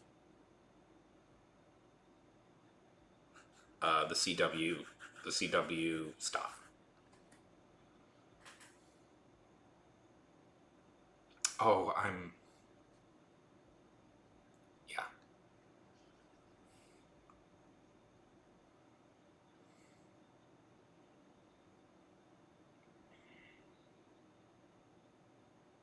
So I'll just say what I said during the ad break. You should be back by now. I hate Greg Bartell. I can't stand his shows. And I'm older than you, Robin. And if you have like good memories of it, that's great. I never want to like ruin somebody's fun. Life. Like I have very specific opinions and standard opinions about stuff, but life's too short for me to like legislate everybody else's fun. But I can't stand Greg Bartell. I can't stand the Bartell stuff. I can't stand. I thought the Flash stuff annoyed me so much that I couldn't watch it. I don't think the problem is what really gets me part of it. Yeah, because that's Greg Weisman. Greg Weisman's in charge of that, and Greg Weisman is just a better writer than Bartell is. Yeah, I'll say it. Greg Weisman is better than Bartell was. Greg Weisman created. You know why? Because Greg Weisman created fucking Gargoyles.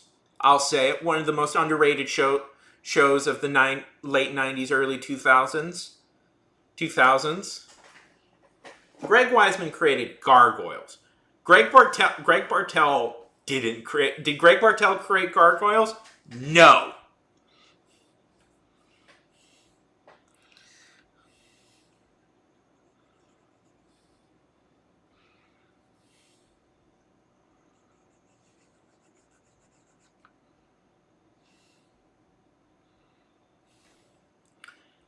So Greg Weisman gets him.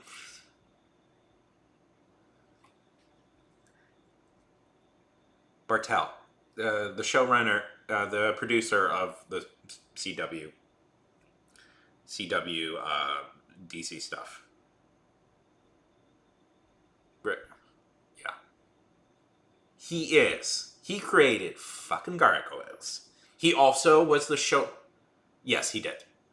He also was the showrunner of Spectacular Spider-Man, the last good animated Spider-Man show. I say that having not seen. Yeah.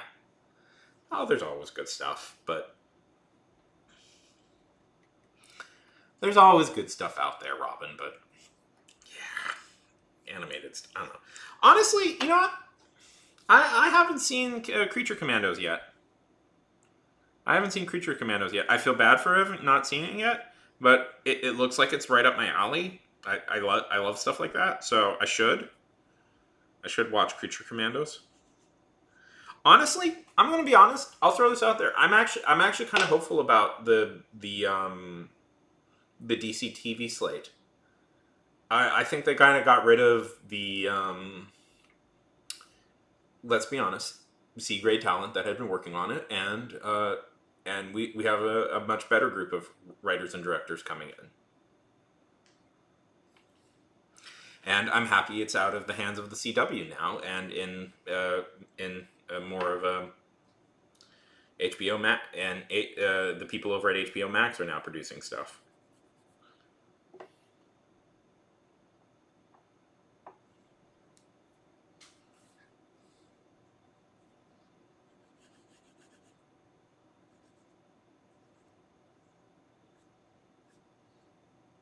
I don't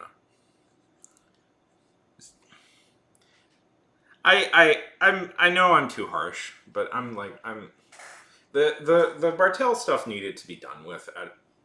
The Bartel stuff lasted much longer than it should have, and really needed to be done with. Really needed to be done with. At some point, we needed new talent to come in at some point because it. Okay, Greg Bartel. Greg Bartel. It's not Partel. It's Bar. It's B. It's B. It's Bartel. Anyways, sorry. Not Partel. Bartel. So.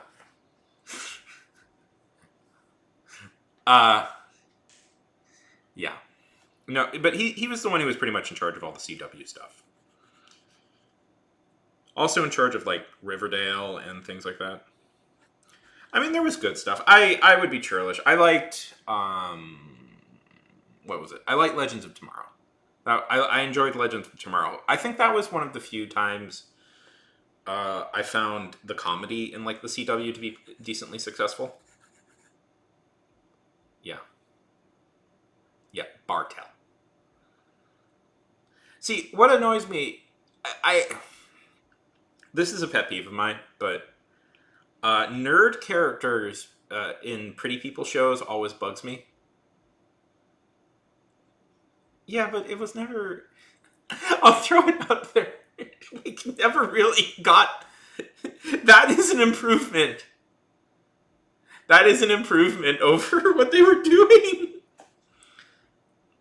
But I hate the particular type of writing that Bartel and his cronies do. And it's hard for me to explain, but I get viscerally angry when I have to listen to their dialogue because it makes me so mad. It makes me so mad to listen to how bad the dialogue is. And you know, you guys may end up reading or listening to some dialogue I write at some point in my life, and you know, maybe this is pot calling the kettle black sort of thing, but I don't care. I get viscerally angry when I hear how bad some of the dialogue can be in that.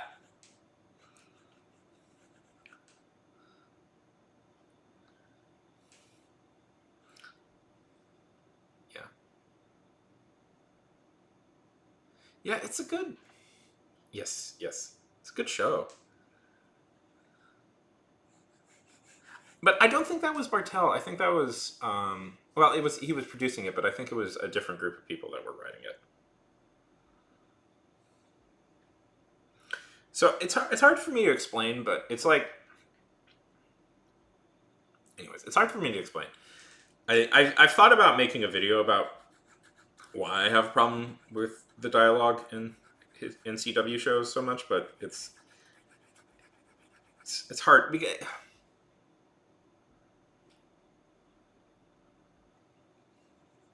the thing, it's like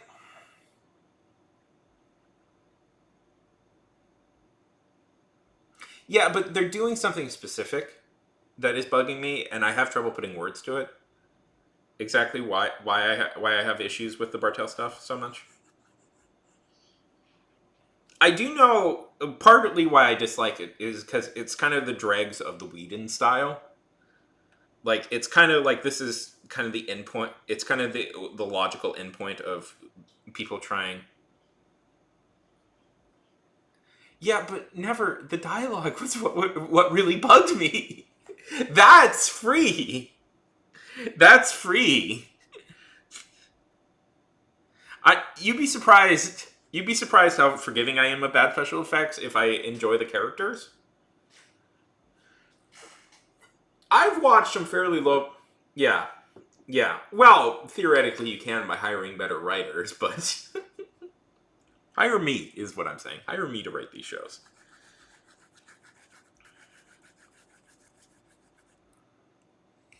Yeah. I gotta. You know what I'm gonna do? I'm gonna write a superhero story. I'm gonna write a superhero story and try and. Yeah. Yeah, but. I don't want to sound like a Marvel fanboy, but they had better writing. Avengers have much better writing than CW shows. I'm sorry, they do. I've seen enough of them. I've seen enough of them to like state definitively that Marvel has better writing. Not necessarily the best writing in the world. You know, it's not. We're not talking Coen Brothers level writing. We're not talking Coen Brothers level writing or something, but we're talking like competent sitcom level writing. You know, I imagine like, so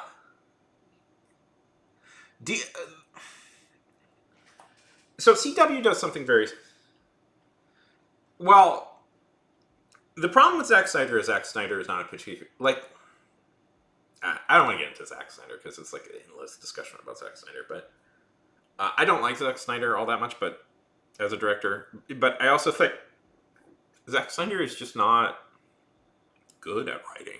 Like his big Zack Snyder would be immensely improved if he stopped trying to write his own movies.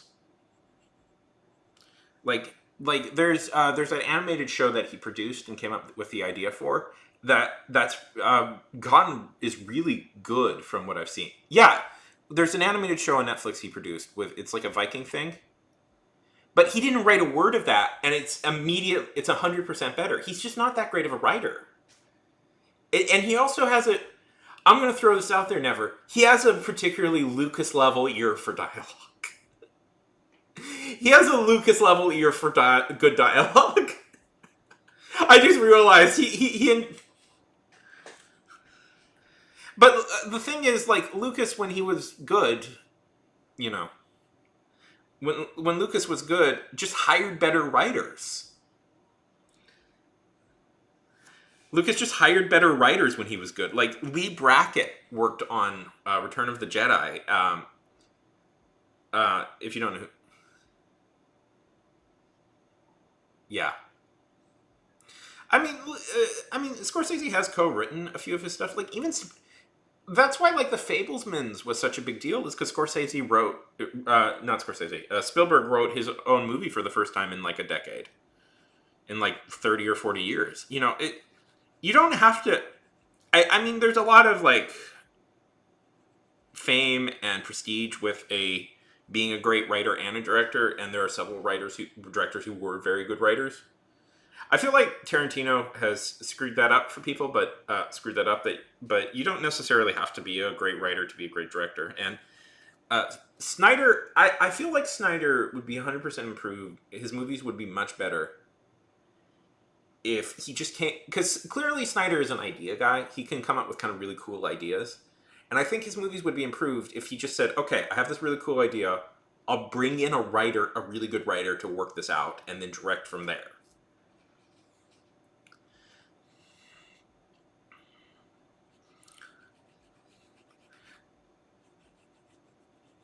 But Snyder has all the terrible instincts that George Lucas has as a writer.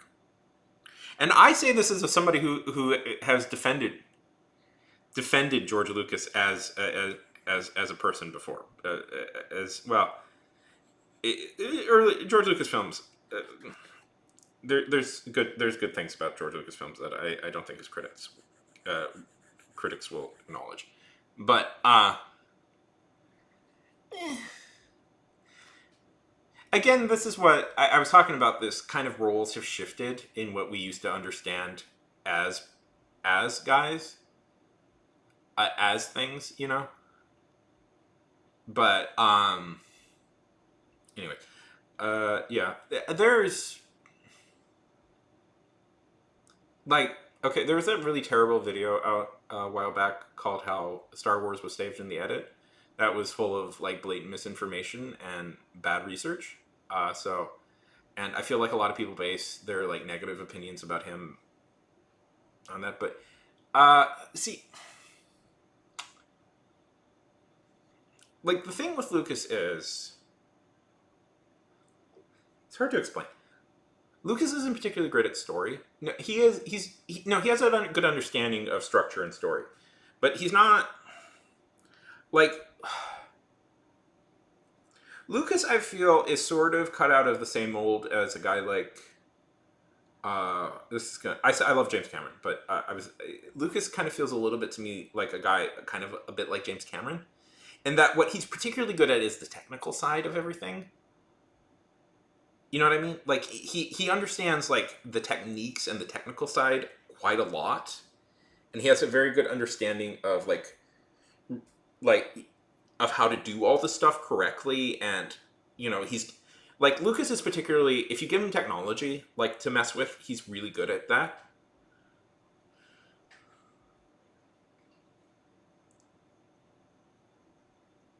So,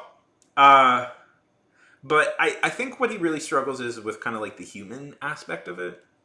Yeah, he's a builder. Yeah, he's like an engineer. He's more of that's a really good way to say it. He's kind of like if directors were a class, he'd be like an engineer class. Like he's very good at with all that stuff. And and that's kind of also, by the way, how he understands like film, like storytelling, is he engineers it more than anything. But his particular, I've talked about this so many times, I'm a little bit bored of talking about it, but his particular eccentricities really are...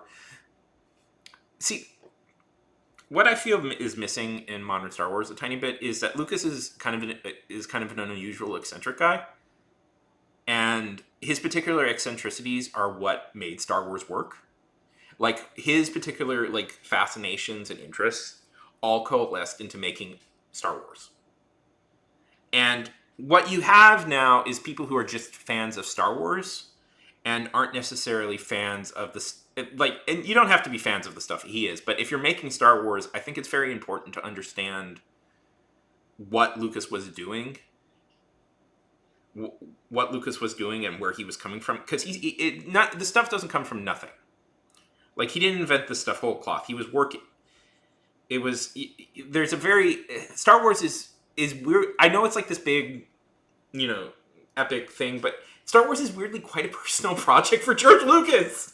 It's very personally driven by his ideas.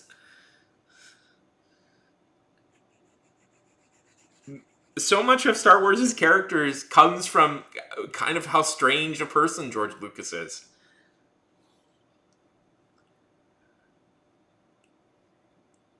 Yeah. Now,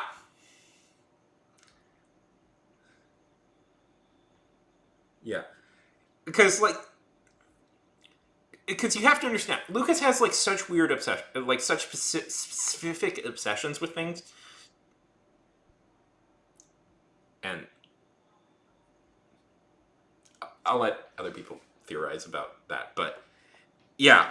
But Lucas has such specific, the things Lucas is fascinated is he's fascinated with old film serials, he's fascinated with race cars, he's fascinated with samurai movies, he's fascinated with World War I movies, he's fascinated with epic myth story structure. Dune is a big influence, the Empire series also a big influence.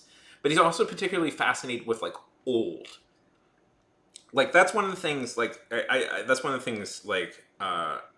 that people like don't get is Lucas is so fascinated with this concept of the used world, the realistic used world. Like one of the big like Star Wars, like the thing that Star Wars gets a lot of, it pretty much invented whole cloth was this idea of a used future in film. That the world shouldn't be shiny, that it should be that it needs to be out on these it needs to feel sort of alive and have a history to it. And like the future, like, yeah, it's space, but it has a culture and a history to it that is so expansive that you could theoretically make a whole 100 movies set in Star Wars and never run out of material. And he does that all in like one movie, and those are all his particularities that pop up. Because if you listen to like any editor or designer, and it's like the guy who designed Boba Fett, he talks about this. He says like he had something, and then like Lucas comes up and he's just like, well, it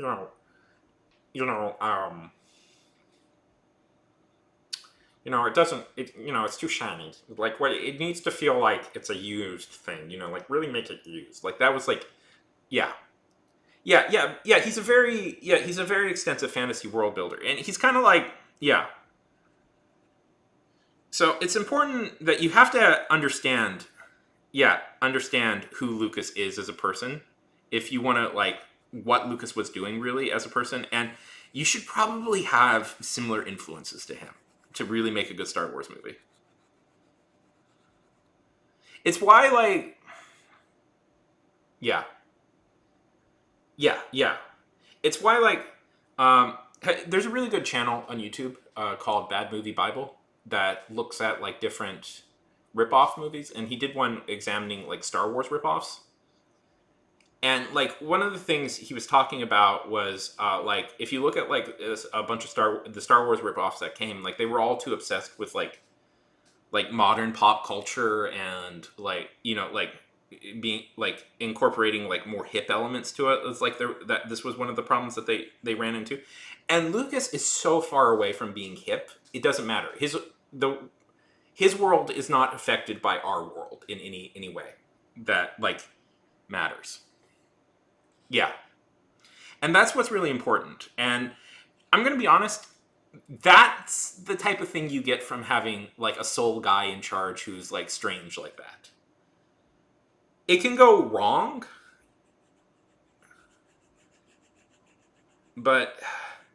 And I would never discredit the Disney Star Wars stuff totally, because I think there has been good stuff. I like Mandalorian, Andor is good, but parts of the sequel trilogy I really like, and parts I really hate, and I will leave it at that. Which are which? Because I just don't want to get in. There's some good stuff to it. There's some good stuff to it. Anyways, I won't get into that. I won't get into that because I'm frankly tired of having that debate with people. But, I don't know. You need somebody weird like George Lucas. Again, like most directors, I don't think Lucas necessarily held on to that weirdness. I think part of it is he got complacent, but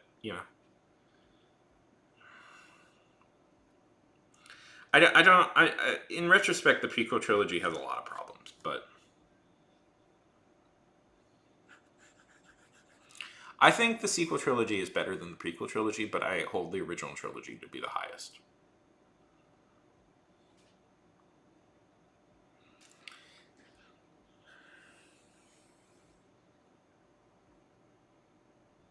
Yeah. Anyways. But yeah.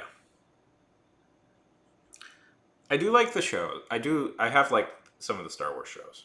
Yeah. Well, one of the things, like, with the original trilogy I've talked about, part of the problem, well, one, you can't find the good version of the original. It is very annoyingly difficult to find the actual, the decent version. But like Star Wars, the original movie is so foundational to the text of like American blockbusters. It may feel I do wonder if like film people like people who are watching it now may not even like get it. Like not as an insult like they're dumb. It's just like it's a little bit like how Citizen Kane is such an important movie in the context of film history that people who watch it now may be a little bit put off by like film nerds going off about it.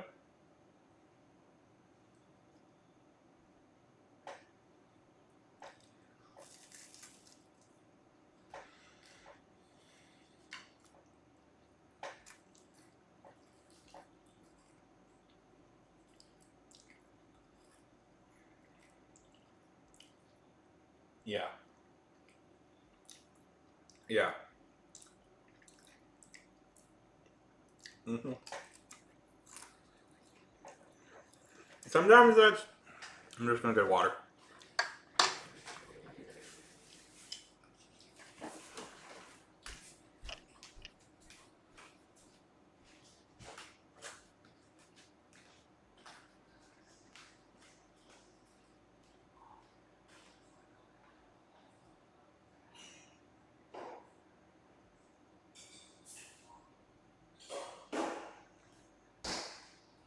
Sometimes that's just like the curse of being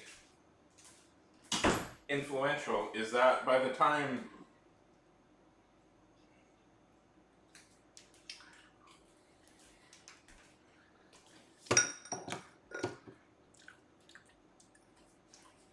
people come to your influence, people start looking for the watching you. It's like, well, what's important about that? I feel like. By the way, that really drives me nuts about modern film discourse. Not to go, oh, young people today, but for some reason we've lost this ability to understand, like, oh yeah, this might not feel important now.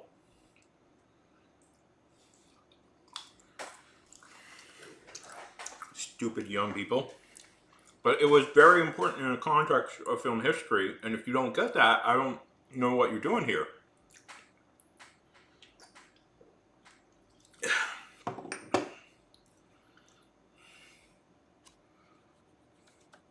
But like, I don't know. It's like trying to explain Breathless, the importance of something like Breathless to like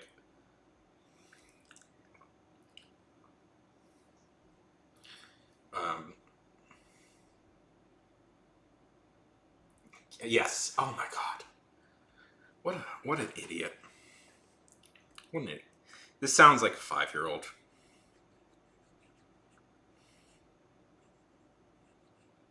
I'm sorry. I want to say I want to be nice, but that guy's an idiot. He is not.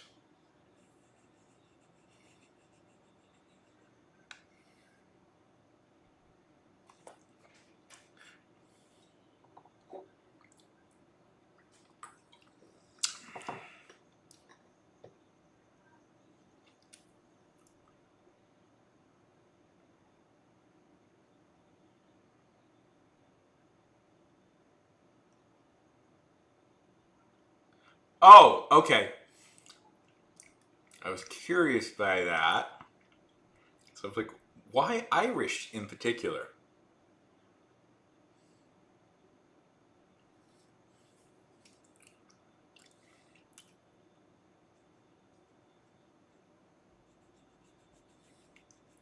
Yeah, the casual racism towards the Irish.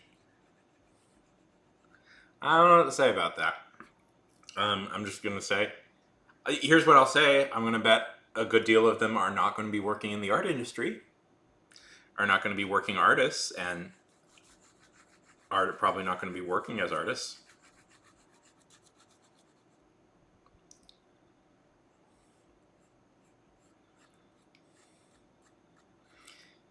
I don't know what to say, man. It's if you're not at least a little bit passionate about stuff like that, I don't know what you're doing. Like this was an experience I had when going to film school. Of like, I would talk to people about filming films, and they would be like, "Oh, I don't watch movies. I don't actually like watching movies." I'm like, "What are you doing What are you doing here?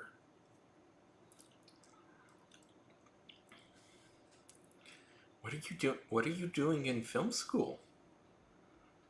And those were always the people that would totally bomb out. Yeah. It doesn't guarantee it, but that's usually a decent sign. Like nothing is guaranteed, but there's usually at least a hint. If you notice that other directors, usually very successful directors, are very passionate about movies and filmmaking and have quite a deep understanding about about the history and film, and that's kind of true of like a lot of like writers and artists. Like a lot of people usually have decent understanding of, like, they might not know the exact history or the movements, but the stuff they're interested in, they have a good understanding of the context of it.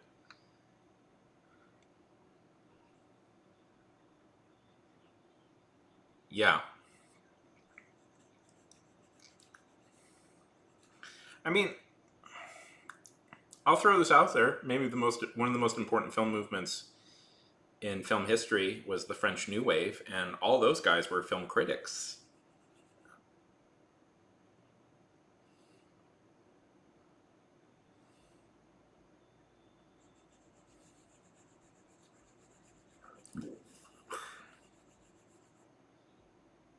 Yeah.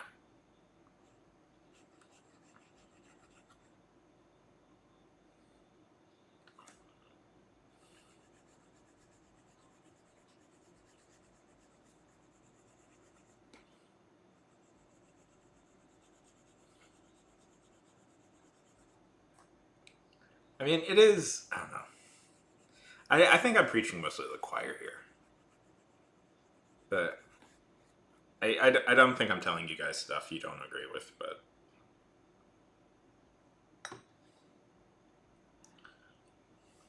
I would also point out that a lot of like good fantasy writers are usually quite fascinated by history and have a good understanding of history and fantasy and anthropology. Like they have a pretty decent. Like Tolkien, I forget what he studied language, like the history of language. That was his day job. I just watched a video about this, the influence of his work, his day job and his work, and I was very fascinated by this idea.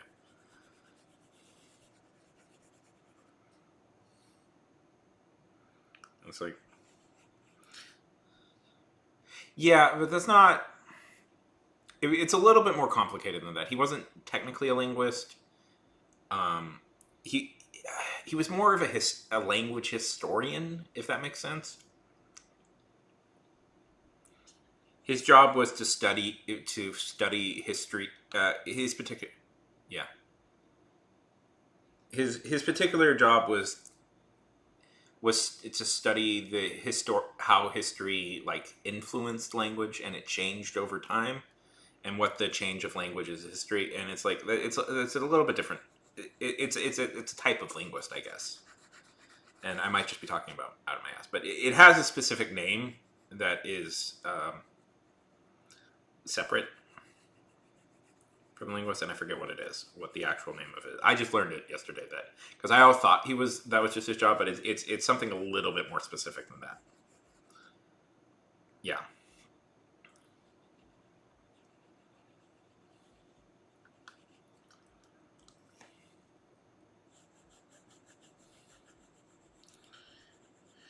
Yeah,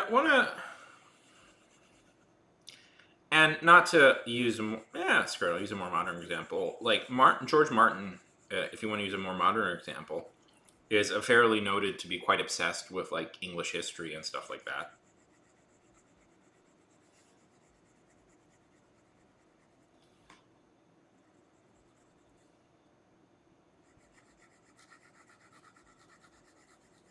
So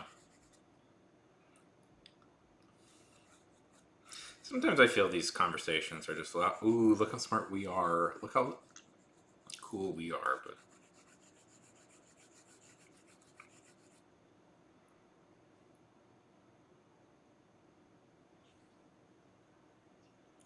Yeah. Yeah, but that yeah, I think a little that was one of his jobs.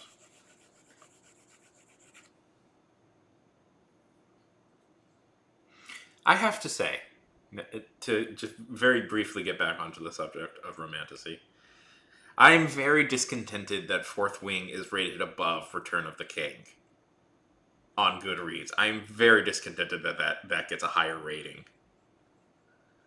Ugh. There was this fucking terrible TikToker, fucking just awful TikToker who I that when I was on TikTok, and I don't care. I was gonna make a video making. I hated her, and I wanted to make a video talking about her, but I'm not going to, partly because I don't want to make call outs, and I don't remember her name, so yeah. Who was like, in modern if Tolkien published it now, the book would be quite different, and they would change a lot of stuff. And actually, the movie versions are a lot better, and they would change a lot of stuff. And I'm like, fuck you, lady. He invented this shit. All you guys are playing in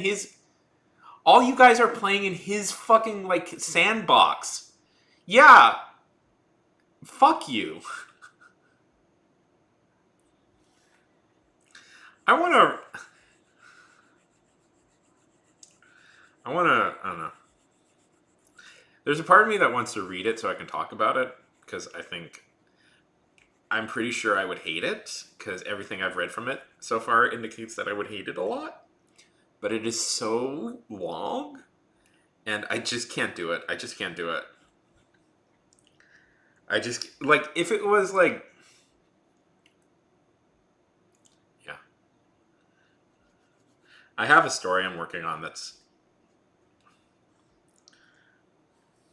it's just so long. I want to make a video talking about it, but I have to read it, and it's just like I can't. And again, also, I am sincere when I say, yeah, have your fun, whatever. It's not my job. I'm not here to legislate you having fun. If you like it, have your fun. I don't care. Yeah.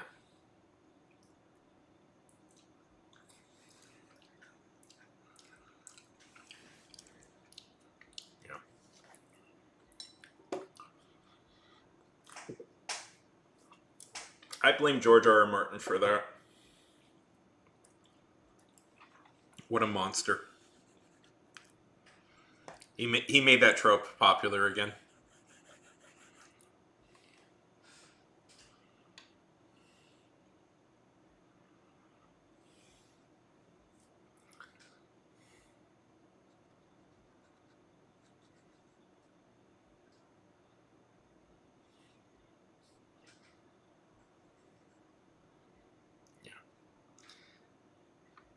Never. You have to say that, or otherwise people will get very mad at you. You have to say that, otherwise people will get very mad at you. I find it frankly quite childish that serious professional critics have to go like, if you like it, it's fine, it's cool, but they have to say that, or people freak the fuck out at them.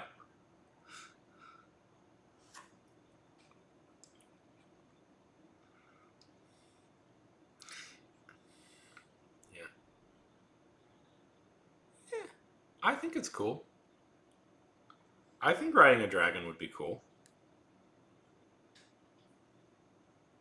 I'd like to do it.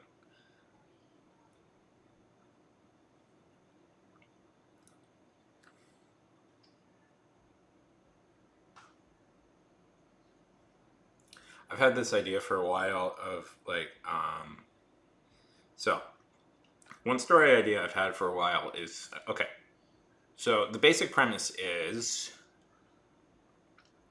dragons are a thing, but what they're mainly used for, yeah, yeah. It's just so. Well, I just think people should be adults and understand that it's fine. Like, I've never. I've never had my good time. I've never had my good time ruined because, like, somebody said they didn't like something. But I know people freak out at times when people say that. Like, the shockingly childish bullshit that people engaged in when Martin Scorsese said he didn't like Marvel movies was a sight to behold. It made me so mad. And I grew up liking Marvel stuff, and I was so mad at, and I didn't necessarily even agree with him, but I was like, why the fuck does that matter to you? Well, he said he didn't like it. Who gives a shit? Who gives a shit? Do you like it? You're never going to meet Martin Scorsese. You're never going to meet Martin Scorsese. Martin Scorsese is never going to meet... You're never going to meet him, and he's never going to say how cool of a guy you are. Fucking loser internet critics. Yeah.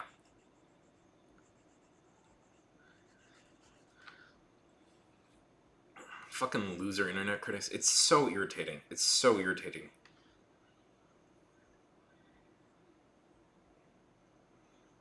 There's one guy particularly who went on about this for years, and I wanted to strangle him to death. Yeah, also he was kind of right, yeah.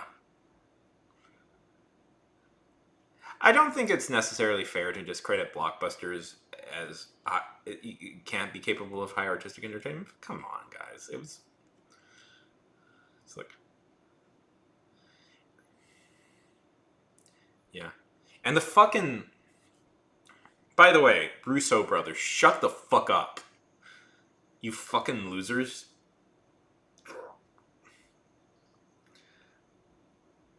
The fact that, like, the Russo brothers are, like, so proud of themselves. Yeah. Proud of themselves all the time. Like, I hate the Russo brothers so much, and I'm so irritated that they have such success under their pocket. Yeah.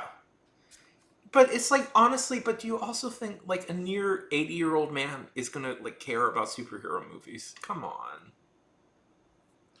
Do you think he's gonna give a shit too much? Like, what are these people thinking?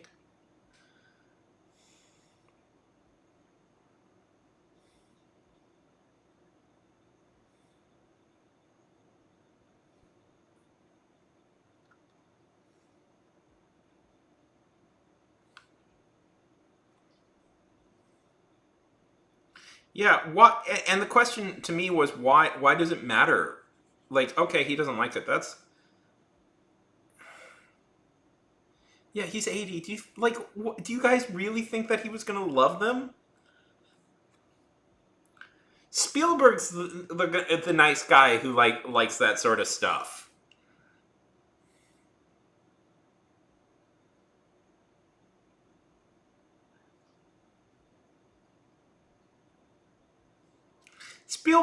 Spielberg maybe. Spielberg, I think, would be a more relevant guy to ask if he liked the Marvel movies, because in many ways, you know, the blockbuster are in many ways a Spielberg invention. You know, Spielberg and Lucas I credit mostly with inventing the modern blockbuster.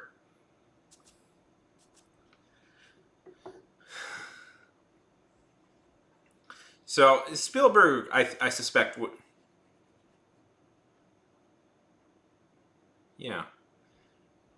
And I was a big fan of the comics. I still am a big fan of the comics, but I mean, not right now. Honestly, the comics are really shitty right now. That's why, you know, comics used to be a pretty easy thing for me to make videos about. And I'm going to be honest with you guys. I am so mad at the comic books right now. I don't want to even read them. Yeah, Spielberg would be a guy because, like, arguably blockbusters, him and Lucas are the people who invented what we consider now to be a blockbuster. So he's a guy who would have who would probably have a unique take on that. I don't even know his opinion. Man, one thing I really hope is, like, There are so many times where I just like pray, please never let Spielberg have done something sleazy in his past. I have such a love for that guy. I have such a love for that guy. I think I have such a love for that guy. I like his movies. I like him as a person. And I'm like, I think out of all the people, like, it would be revealed for something bad to have happened, I think Spielberg would be the one that would hurt the most. Like, I don't know if he's like, I just think he just makes good movies, I think. Because in many ways, Spielberg is the definitive American director in a lot of ways, I think, in my mind. I'm not saying necessarily he's the greatest director. Well, he's a powerful executive. He's a powerful executive. I'm sure there's some dirt. I'm hoping it's nothing bad, too bad. Yeah.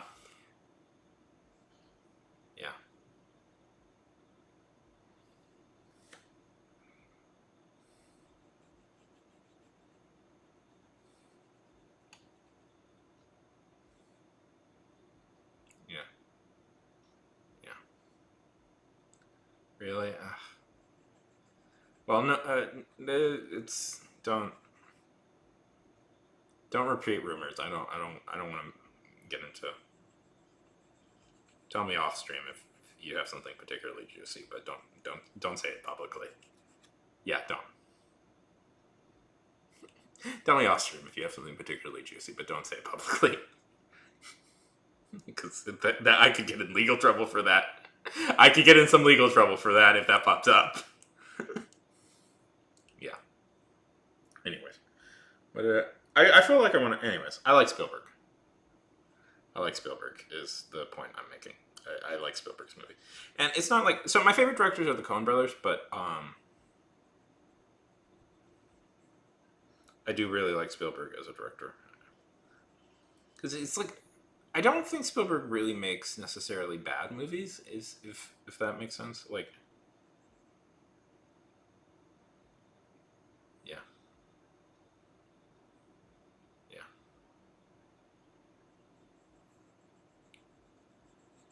but yeah,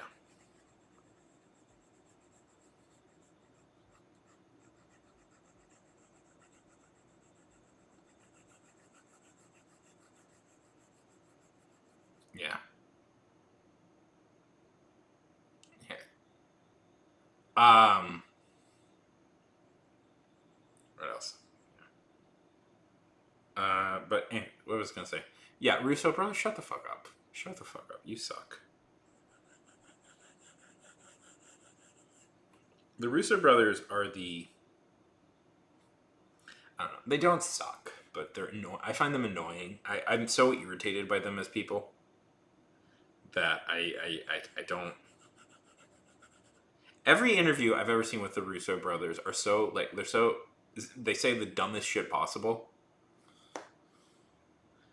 and it's like the thing that's irritating about the Russo brothers is that they are ostensibly the most successful directors in Hollywood, but it's like that doesn't count. That doesn't count.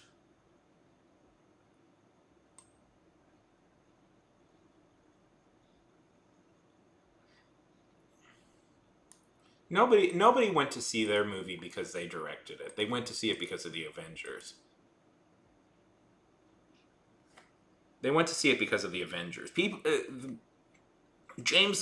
People went to see Avatar because James Cameron directed that. People didn't go see fucking Cherry. Or The Electric State.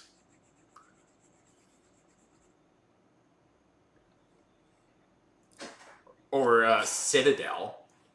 Any other any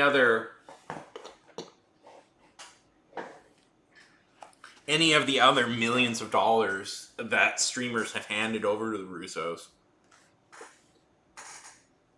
to work their magic.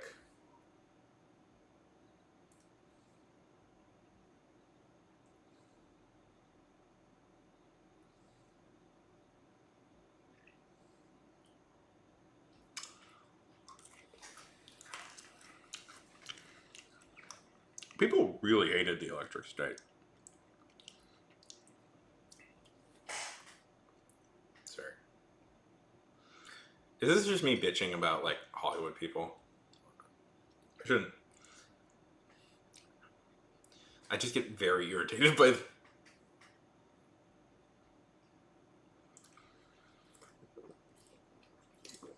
Did you see the Electric State?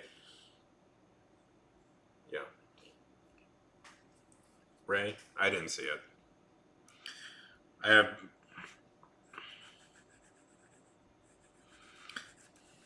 Yeah. Yeah. That's.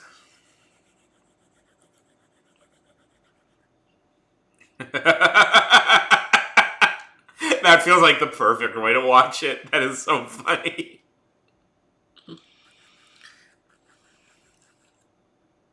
Yeah. Did you watch Cherry? Where Cherry opens with a deep zoom in onto Tom Holland's in Tom Holland's colon. Guys, did you want to see Spider-Man's colon examined in depth?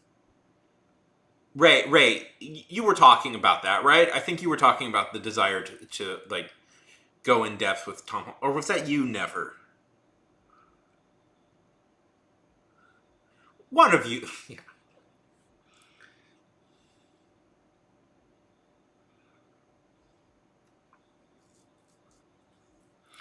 Yeah. Well, we'll see.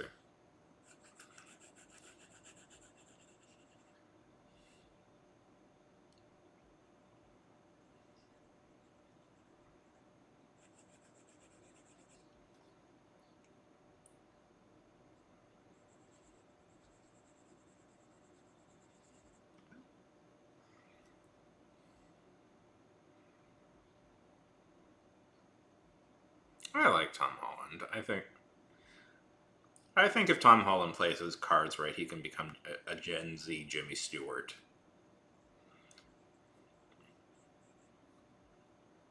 But we'll see if he can.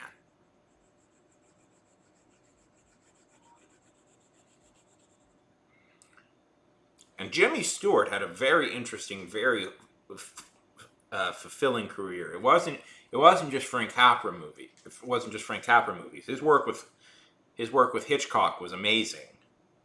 And partly what made it so good is he played off his old persona. If he plays his cards right, never. He hasn't played his cards right yet.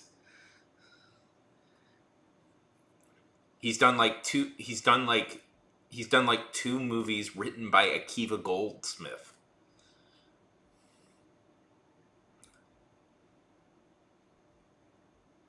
By the way, random digression. How is Akiva Goldsmith? How is Akiva Goldsmith the? How has Akiva Goldsmith won an Oscar? Like, how did we let that happen? How did we let Akiva Goldsmith win an Oscar? One of the worst hacks working in Hollywood, and he somehow has an Oscar to his name for writing. I don't know, man. Don't know.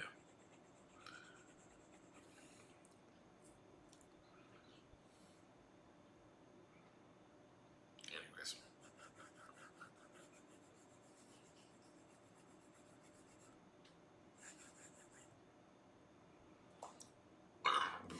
Wrote Forrest Gump, if people are curious. He wrote Forrest. I believe it was it? No. It was A Beautiful Mind. He wrote A Beautiful Mind. That's what he won it for.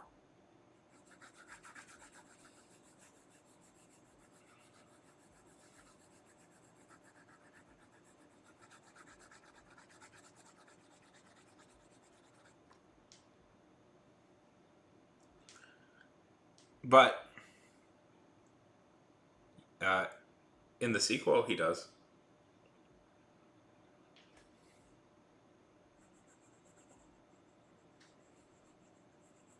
No, I got it mixed up with A Beautiful Mind. Which, to be fair, is a different director, writer, and actor, but for some reason I conflate those two in my head. I believe he does in the sequel. In the sequel, he also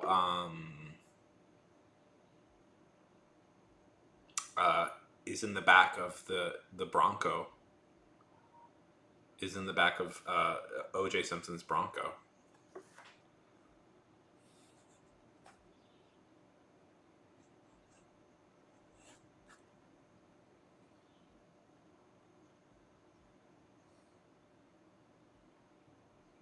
Jenny.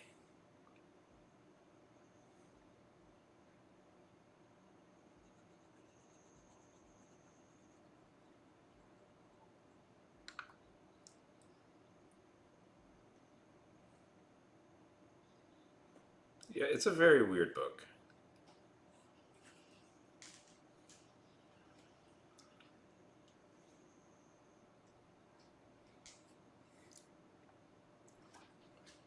I've actually never read it. I've just read a synopsis of it.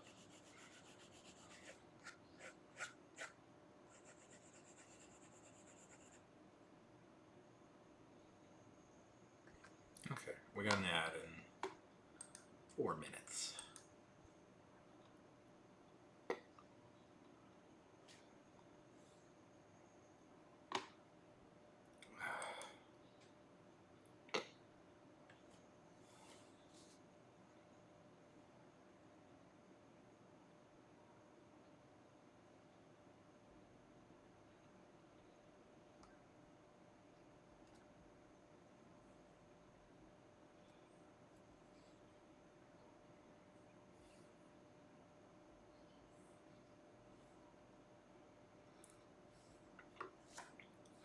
What do you guys think of Forrest Gump?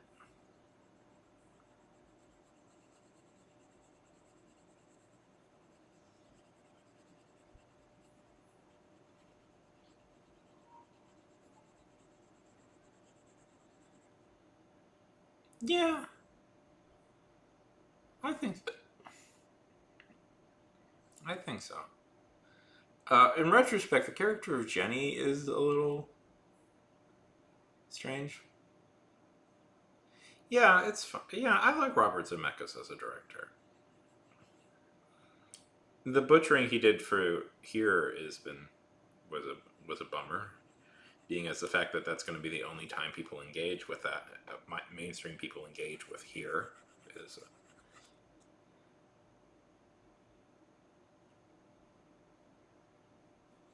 is frustrating. Do you guys remember here? Anyways,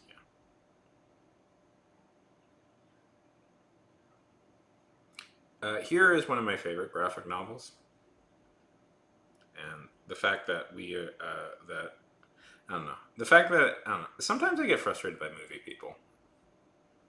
If I could, I get frustrated by movie critics sometimes. There's very good critics out there, so I'm not one of these people who's like, yeah, critics, they don't know anything. I feel there are many quite good movie critics out there, and partly where I learn about like a lot of weird little movies is from critics, but um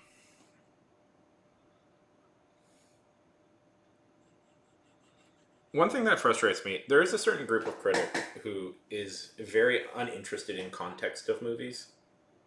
And it's like when I was reading reviews of that, I was so frustrated because I was like, man, the graphic novel that here is based around is so famous and legendary, and it's like you could, and takes a minute. It takes like 20 minutes to finish reading.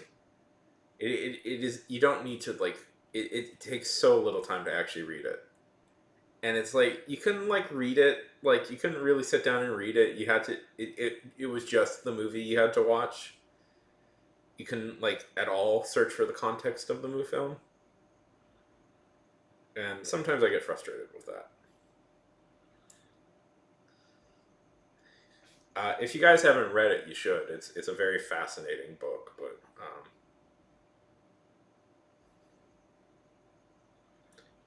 it's not. It's not. It's the noxious influence of a certain film critic who said that. I'm gonna throw this out there.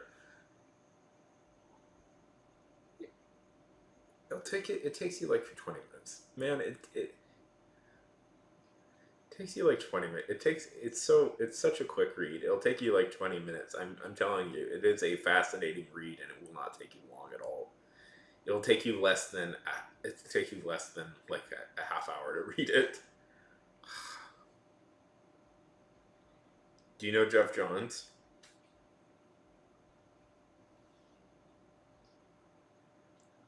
Are you talking about Jeff? That's crime.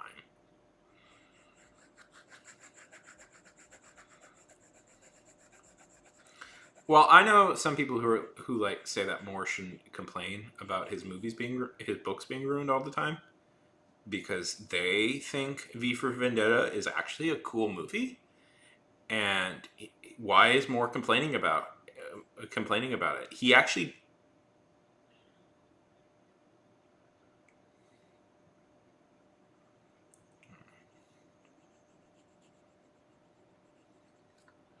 You know, if like Jack Kirby was still alive and still trying to fight for his rights.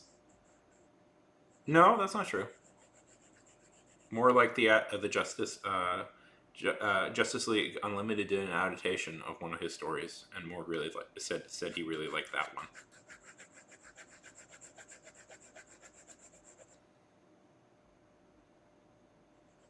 But the important thing is, part of the reason he liked that one is because they called him and asked if they could do it, and he respected that.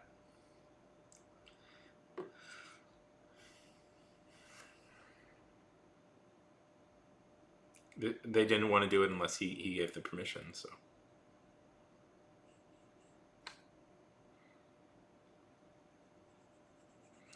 the problem is there are a lot of directors who feel that they're above Moore. Yeah.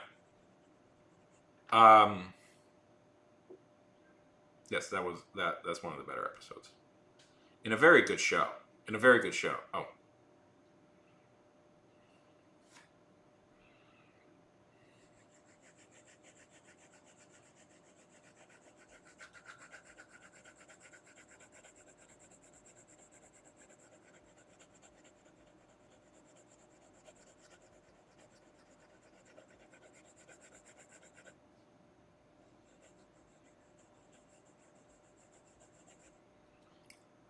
There is a guy on here.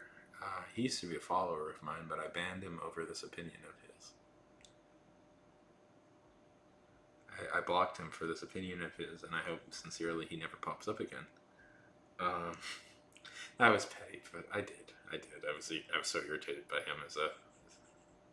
He's like, well, Moore shouldn't complain at all because he liked the V for Vendetta movie, and so Moore isn't allowed to complain about it because he liked it. And I'm like, okay. I explained to him the history of how comic books work. I explained how big companies often screwed the creators of your favorite stories out of the ownership rights of that, and how he is contributing to that, and he did not budge on that. So he was streaming, so I left. I blocked him, and I am very happy to have never. Yeah. Really? Isn't that Bendis? They seriously screwed over Bendis. They fucking. Oh. Bendis was like the main Marvel guy for years.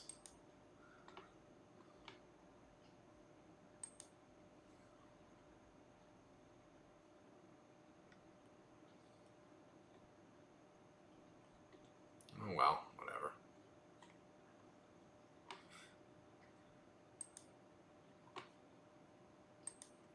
Really? No wonder he left for DC.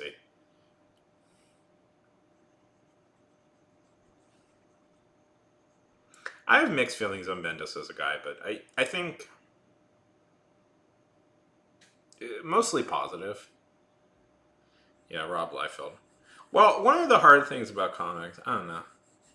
I've talked about this a lot, but I guess we can talk about it again. Is like the fact that the creator of the comic may not actually be the more important writer of the comic. Like, arguably the more important the Deadpool, the actual more. Yeah. Like, I don't know, it's just ridiculous. People they're shitty. It's shitty. I'll throw this out there. I'm gonna throw you a curveball. I think this attitude is kind of why mainstream superhero comics suffer. Oh, what? What? I have noticed a very common recurring trend for a lot of comic book creators in that they'll do superhero comics for a bit. They'll do like mainstream superhero comics for a bit, but what they're really doing is building up name and reputation so that when it's time for them to do their indie series, they'll use all their best ideas. And that's where they'll really make their actual money. Yes, hence in Image Comics. So it's why like great comic writers who write all these great indie comics can write kind of mediocre superhero comics, because it's like, yeah, they're not going to waste their best ideas. But it's also why like people who are like lifers over at Marvel and DC are pretty fucking mediocre dudes most of the time. I mean, when I say that, I don't disrespect it. I think they're playing it smart. I kind of wish we could get the full breadth of their creativity for superhero comics, but I get why they're not doing it. Why waste your A+ ideas on them?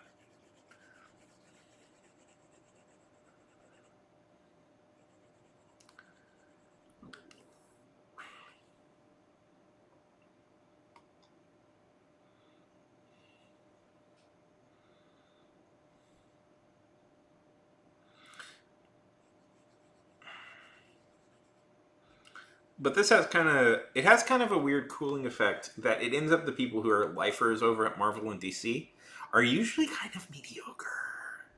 They're usually the more mediocre writers. Whereas like the big name actual good, like real good writers will pop in for occasional runs, but mostly focus on their own stuff. Like Kurt. Yeah. Yeah, exactly. It is funny because those are the most read comics, but they're also the most mediocre. The more mediocre guys are the ones doing that consistently. It's like how like Kurt Busiek, who's one of the greatest comic writers of all time. Please, Kurt Busiek, please understand. I'm sorry how awkward I was on your Twitter account. I've said many good things about you. I think he was quite annoyed with me. And to be fair, he was right. But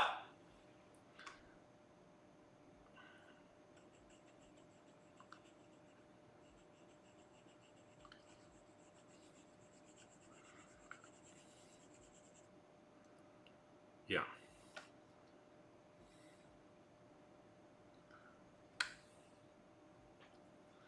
Like I think about like how Tom King, I am a Tom King fanboy, I don't care, has written like 3 of his last series have been so good. Or like, anyways, like the guy behind 8 Billion wrote some kind of forgettable Spider-Man stories and then went on to write 8 Billion, which is absolutely fucking. If you've never read you should read 8 Billion, by the way. That's a solid recommend from old Sean. 8 Billion is about a very strange type of apocalypse that happens, where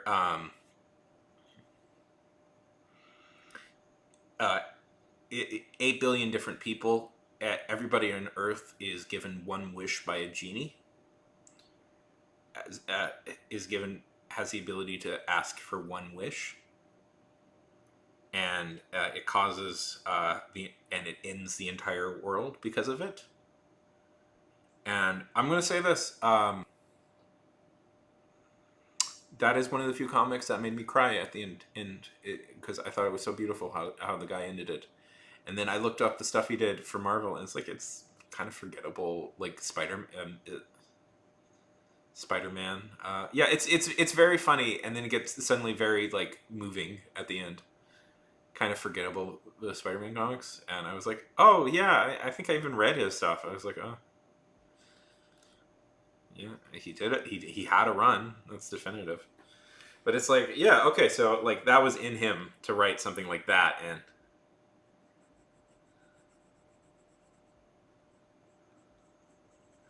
well, the thing is, I think a lot of writers struggle with characters that aren't their own. Because writing other people's, yeah,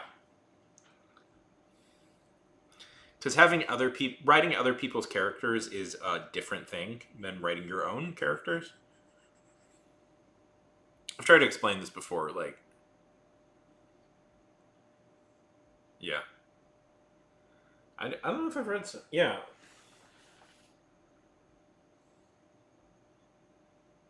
yeah, it's I don't know. By the way, I wish. Here's my thing. I wish we could have like a system where. Oh, then I hate him.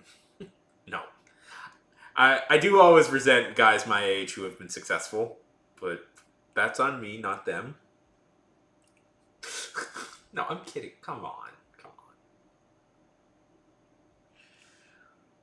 Yeah, I get it. I get it. I'm just kidding. Come on, come on. Take a joke. But I do always resent. What was I gonna say? Yeah, it's like I wish the system was better. I guess I wish the system was better so that like really good writers could write fun superhero stories again for big companies and get appropriately paid and get the residuals that they deserve. But I 100% respect them for not doing it and saving all their best ideas for their own stories. And I have no qualms about them doing it. I mostly blame the companies themselves for being this shitty. I don't blame the writers. I blame the companies for themselves for setting up a system. Yeah. Eh, it's not a great time. They come around. It's cyclical. Never. It's kind of cyclical. I think they're too expensive right now. Is part of the problem. Yeah, they are. Partly because there's a lot. I have a lot of theories about that, but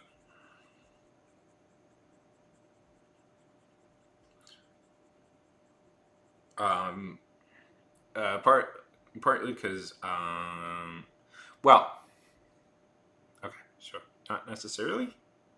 It's complicated, but the main issue is that independent comics are that aren't Marvel or DC are mostly focused on adults, and Japanese manga that is imported here is largely focused on teenagers, and that is just proving to be the more successful demographic to go after, and that almost always is usually. I would point out something like Smile. Do you know what Smile is? Never? Probably not, right? Smile is a comic book focused solely for middle grade kids. Has massively, yeah. So Smile is a comic about middle grade girls, and that has massively out. That is a massive hit and has massively outsold most most like superhero comics because it is popular for middle schoolers. And I think not to talk, but I think that hints at the problem that especially like adult comic books will always have a place, and there will always be people who are really into them. Me, and people like me. But I think I think comic book companies and especially superhero companies.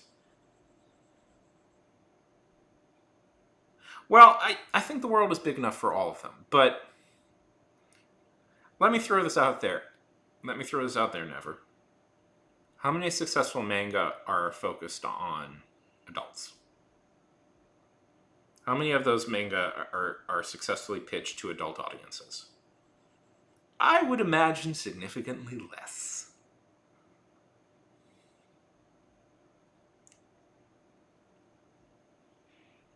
Not that there won't be, but I'm going to imagine that it's significantly less.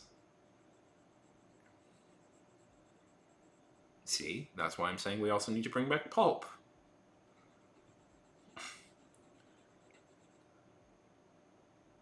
Yes, but I'm talking about successful mangas that people are reading.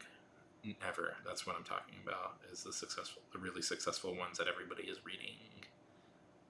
How many of those are focused on kids? Are meant for the young adult audience?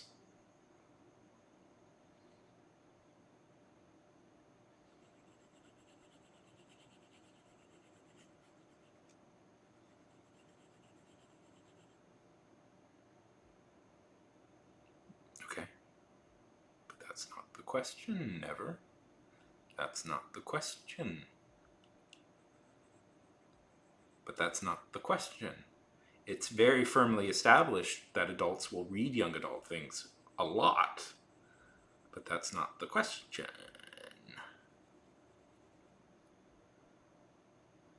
How many of them are focused on... How many of them are adult series about adult issues? I'm going to imagine a few. Targeted exclusively towards adults, focusing on adult issues. I'm not so churlish to say none of them. But I'm going to imagine there's a significant bent towards a specific demographic that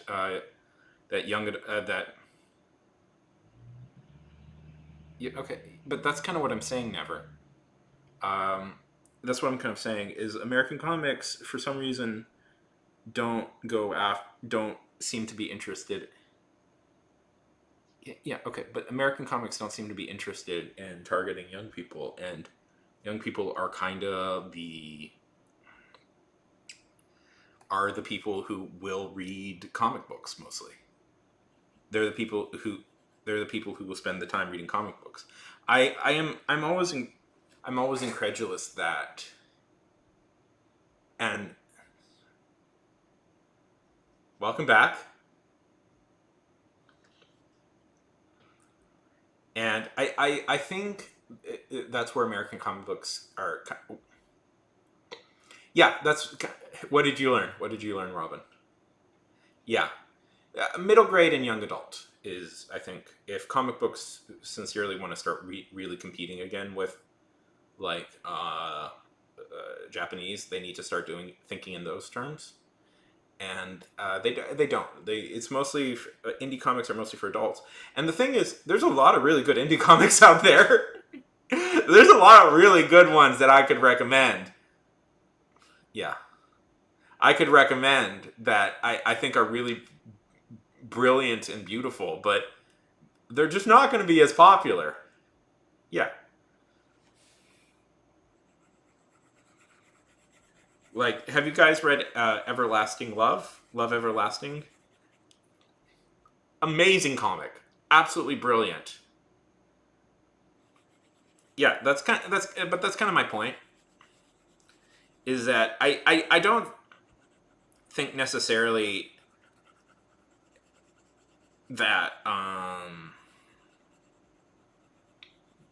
American comics can't, like, people are just, well, maybe a little bit, but I think there's more going on than, like, Japanese good, American bad.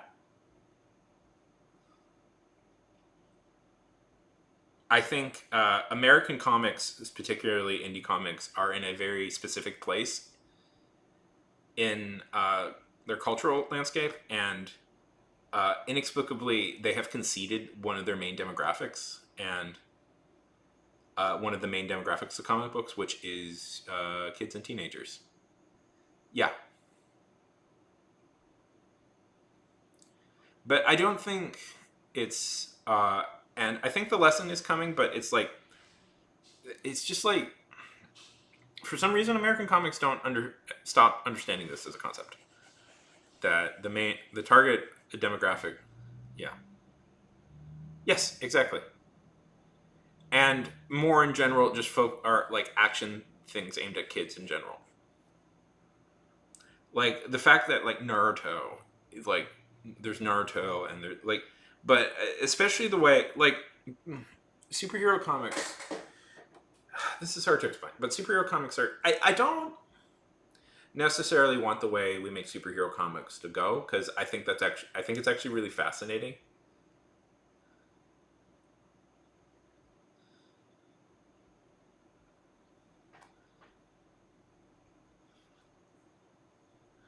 Okay.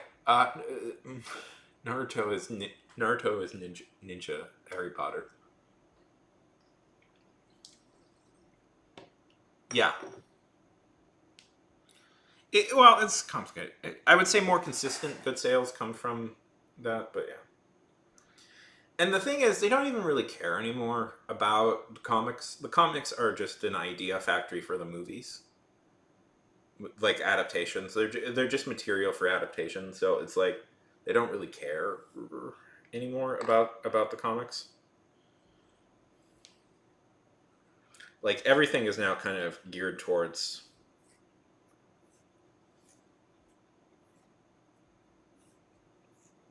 making the stuff. Yeah. Mm-hmm.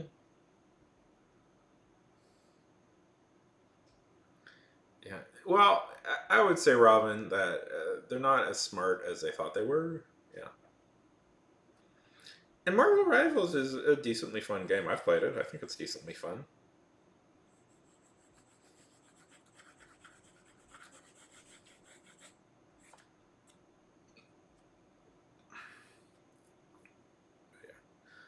But like you look at like okay, I'm going to complain about something and nobody cares about this. Yeah, it's a cash cow, and that's kind of the thing. I'm going to complain about this because I hate it. I read the Marvel Rivals comic book that they made, and that was fucking terrible. And it made me so mad to read. I think halfway through an issue, I just said, I stopped reading it. Oh, fuck off. And I stopped reading it.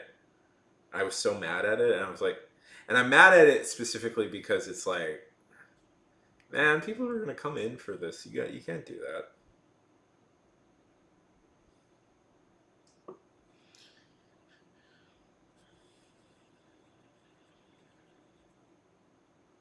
I still, if I could, I don't want to rant. I kind of hate comic book collectors as a people.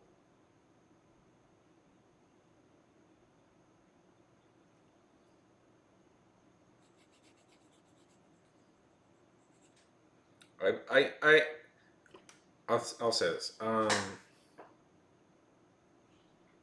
Listen, if you enjoy collecting comic books, I don't think you're a terrible little gremlin monster who ruined it all. But I will say, I think a lot of superhero comics' big problems can all be traced back to them trying to appeal to the collectors, and I hate them because of that. All of their big problems can kind of trace themselves to them trying to get the collector do what the collectors want, and because of that,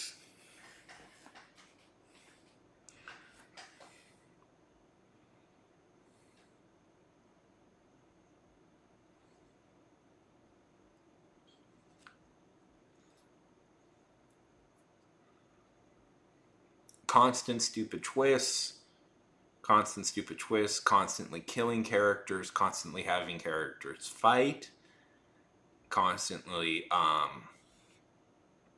renumbering renumbering issues, introducing 20 different characters to only kill them off in issue 3.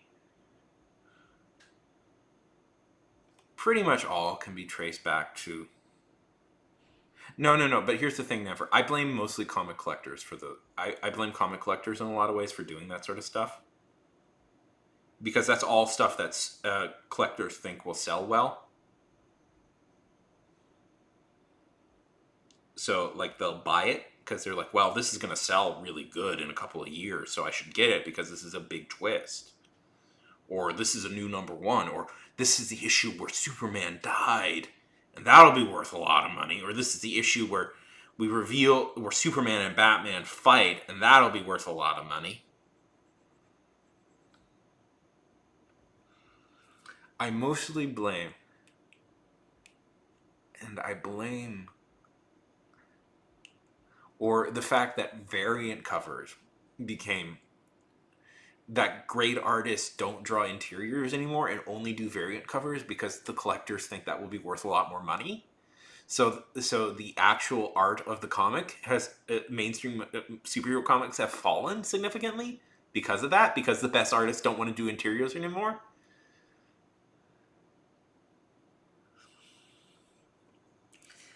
All of the problems, also the runaway prices,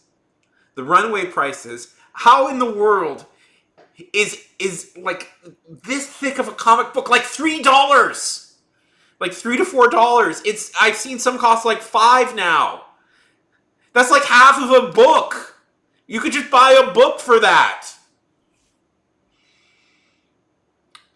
And I put it all on the head of fucking collectors who, instead of seeing these as stories, who instead of seeing these as interesting stories to read about interesting characters, see these as potential investments for the future.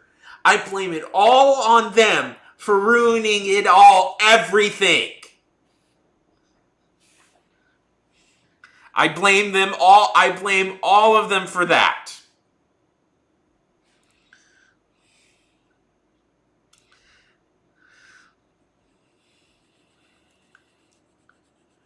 They took what was one of the great, unique American art forms and turned them into an MLM scheme.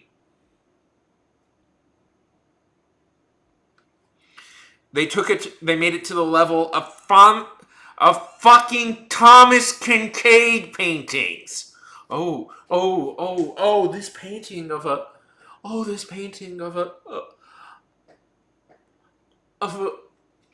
This painting of a fucking cabin with like the bloom up 100%. That's gonna be what's valuable. And you see this one little tree, it has some actual paint on it. That's gonna be valuable.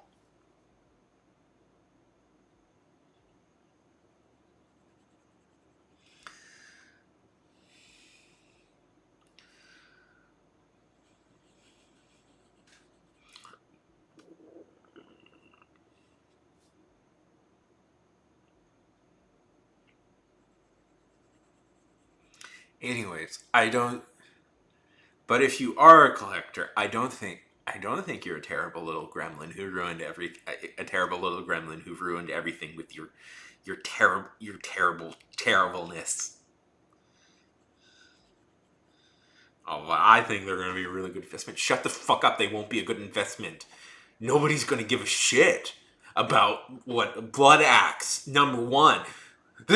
It's a renumbering of Blood Axe. It's a renumbering of Blood Axe. This time he has a different Blood Axe. It's a different Blood Axe. Shut the fuck up.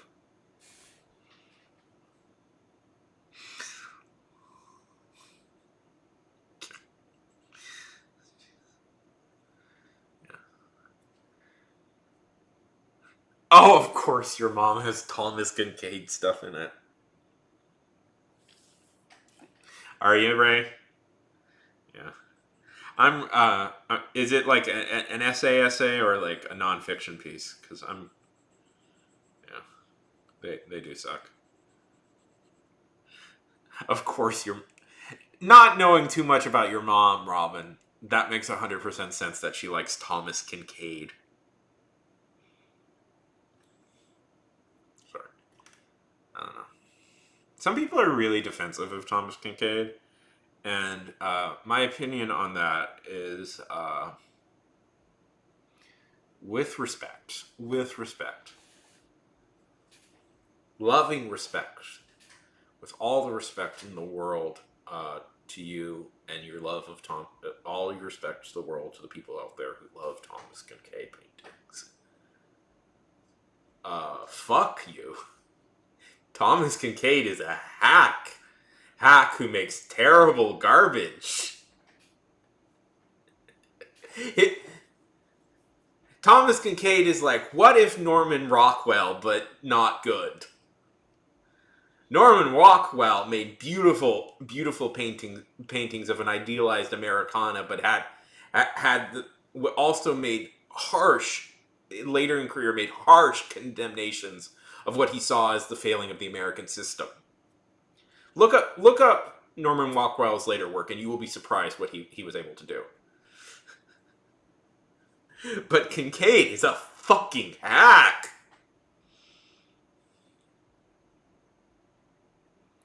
One of the great hacks in the world of art. Maybe the hackiest artist. He's like, well, he's real successful. He's real successful. He's actually successful. Thomas Kincaid is actually really successful, and he's probably the most successful artist of all time. So that means he's good. No, fuck you. Thomas Kincaid is successful. Thomas Kincaid... Yeah. That's why McDonald's makes the best burger, right? Like, McDonald's actually makes the best... I love that argument because it's so easy to discredit. It's like, yeah, that's why Drake is the best music artist of all time. McDonald's makes the best food.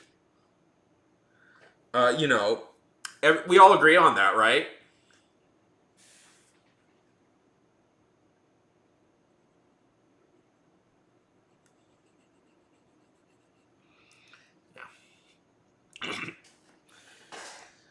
I mean, look it up. People might like it. I don't give a shit. If you like it, fine, whatever. I'm not here to litigate your fun. I think he's a terrible hack.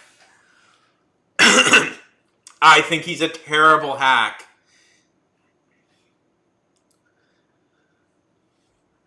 Also, not to get political, but you know what? He explicitly did this, so I don't give a shit. Thomas Kincaid? Fucking conservative ghoul loser. So fuck you, Tom. Fuck you.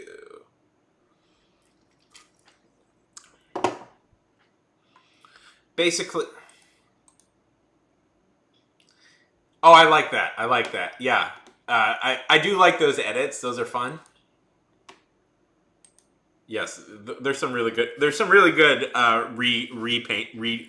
of his stuff are really cool. Where they make like the Star Wars ones are fun. There's a really cool one where, unfortunately, it's kind of been ruined because the Thomas Kincaid Company is now making that, but doing actual Star Wars stuff. But there's some fun ones where, like cool people like redo, like add Star Wars or H.P. Lovecraft to his stuff.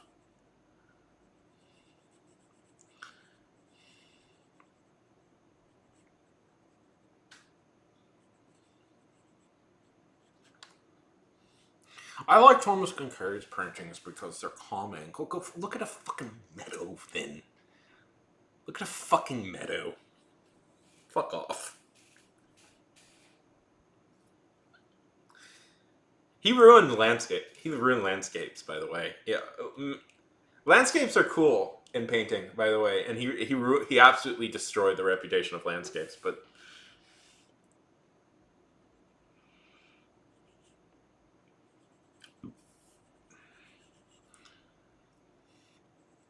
The thing is, Thomas Kincaid has an interesting backstory in that it has done one definitively cool thing, and it frustrates me that he did that. He's part of something that's kind of cool. I should talk about it. He was the background artist for Ralph Bakshi's Fire and Ice, which is essentially the animated Conan movie that needed to exist. And I'm frustrated because it's actually his work on that movie is really cool. And like he could have been theoretically a really cool like animation dude, but no, he had to be rich. Sorry. I feel bad. I do feel bad. Sometimes I was like, but I don't give a shit. I don't. If there are people out there in my chat who like Thomas Kincaid stuff, congratulations. It's not many 70-year-old grandmothers learn how to use Twitch. You're doing great. You're doing great. Congratulations. Yeah. Oh yeah. He was a conservative ghoul, and I wouldn't normally bring that up. I wouldn't normally bring that up, but he always went on and on about this, about how his art was specifically against elitist leftist critics, and his was real American art. Like he explicitly positioned himself as a political artist because he was showing the real America that people were too afraid to see. And his real America is everything is good and went well.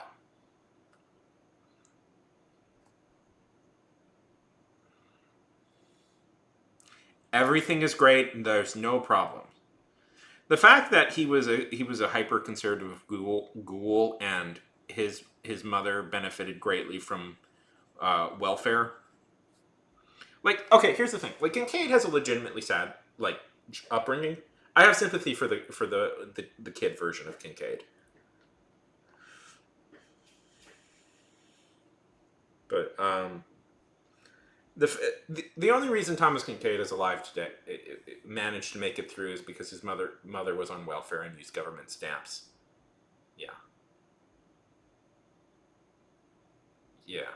Well, it's still around. Comparatively, he is one of the most successful artists, but it's still around. It's doing like Marvel and Star Wars stuff right now. I don't know. Maybe it did go bankrupt.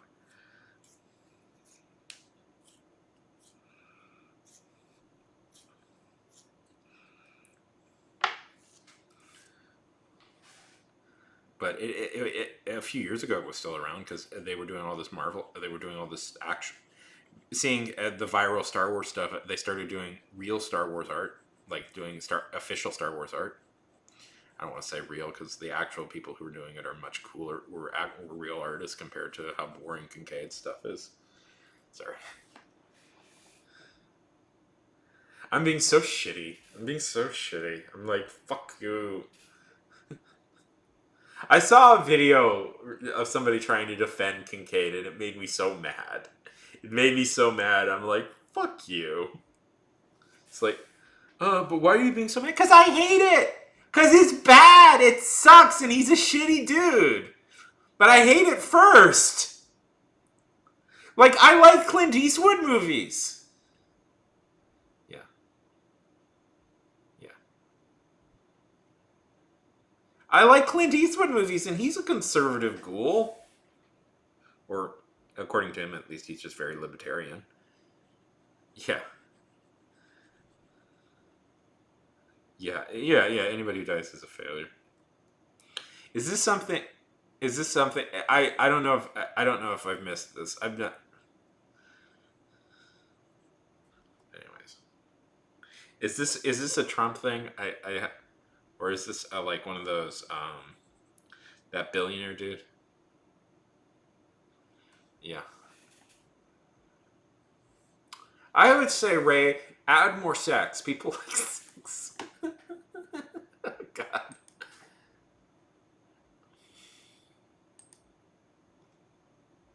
Oh, Robin, by the way, that's really cool. Holy shit, guys. Let me point this out. Robin just posted something in the chat that's really good. One second. I really should label all these, but I don't, and that's my fault. Robin, that's like actually like legit really cool. That's like, Robin, that's like actual art, man. You do. That's really cool.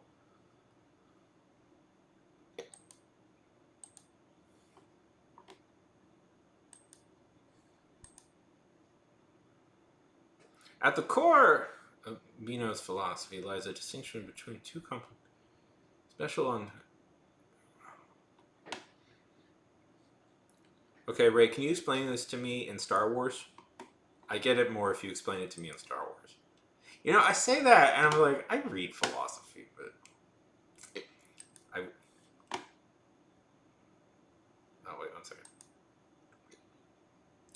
Oh yeah, where do you think I heard a lot of this stuff? Okay, M3 is the fourth. Where do you think I heard a lot of this stuff? I'm not original.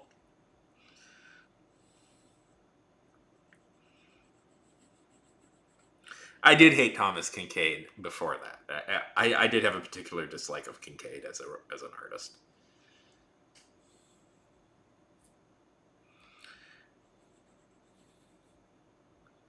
But learning he was like this boring conservative cool. Also, Robin, one of the Supernatural boys, I forget which one, played him in a movie. I think it was the long-haired one, played him in a movie. And that is very funny because I think it's Jared Padalecki played him in a movie. Thomas Kincaid.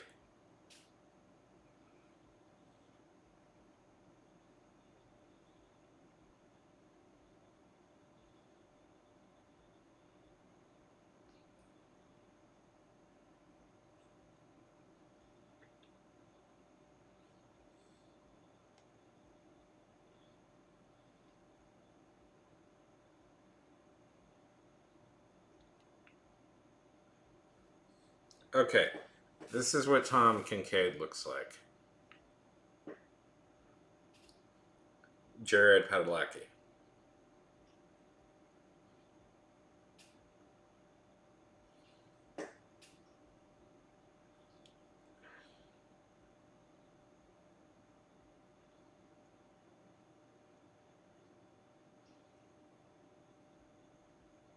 Yeah, it's Jared Padalecki.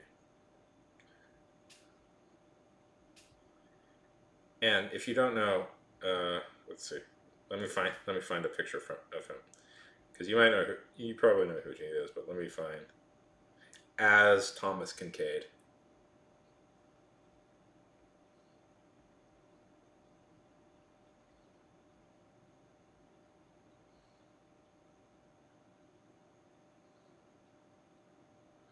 This is from the Thomas Kincaid movie.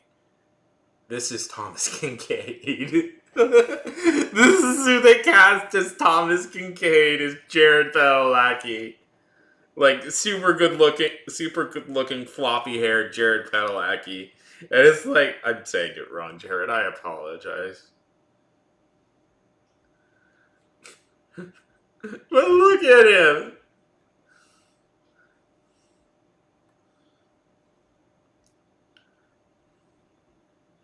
Thomas Kincaid. There's a terrible picture of him I wanted to show, but I can't find it. And this is what he looks like in real life. It's so fucking stupid. It's so stupid. So, ugh. I gotta admit. Yeah. If they were making a movie out of my life, I might pick a supernatural boy too to play me.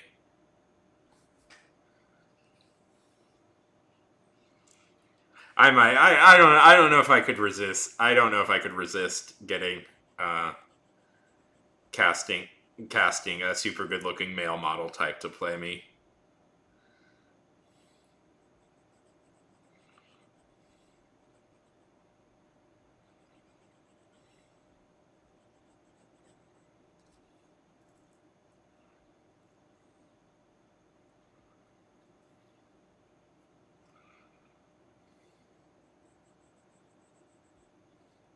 Yeah, exactly.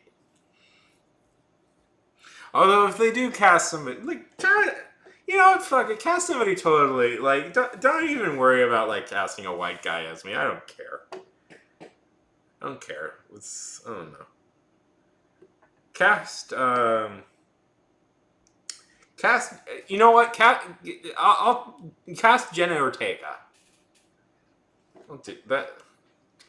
That'll freak people out. Yeah, do that. Cast. I don't care. I was just thinking.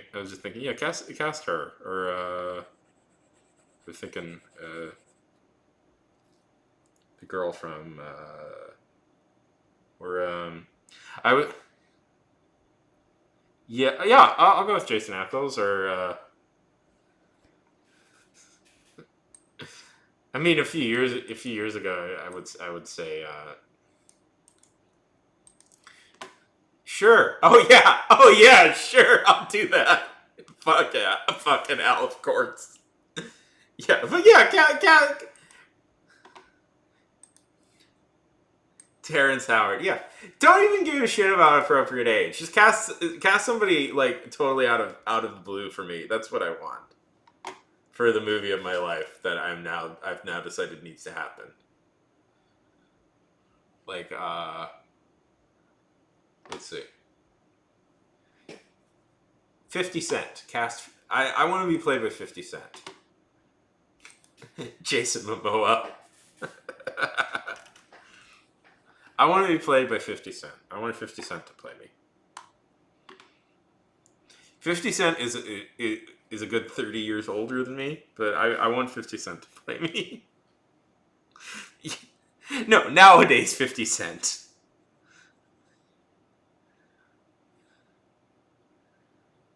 Perfect.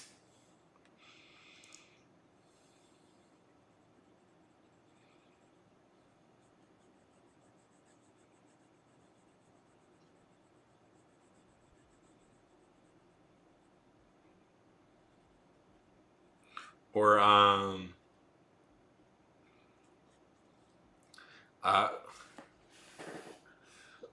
uh how about one of the boys? No, I want this to be serious. How about one of the boys from BTS? How about one of the?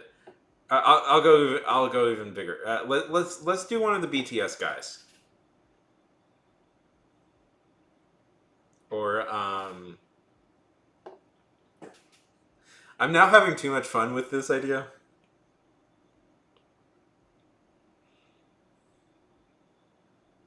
I'm currently writing a semi nonfiction piece. It's been very weird to write just as me. Like I'm not like a character. Well, I'm a little bit of a character, but I'm currently writing a nonfiction piece because there's a magazine looking for something like that. So I'm writing a nonfiction piece about a thing I did, and I'm like, it's very weird to just write me as a person.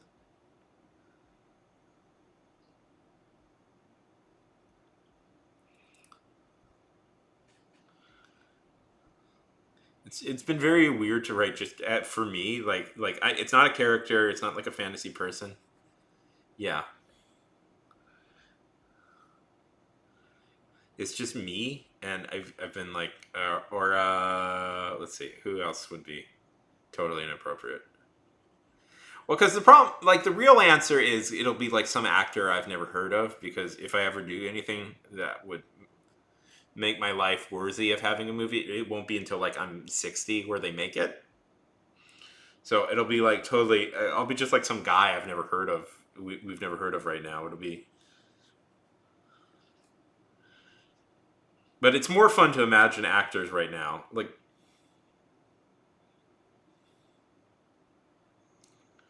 a few years ago, I would say like a young Jack Black type is who I would go with.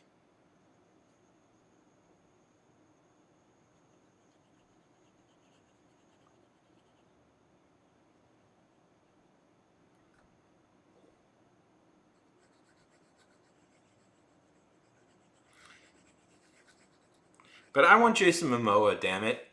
If I'm gonna get the Thomas Kincaid treatment, okay, what is like the popular supernatural type show on now?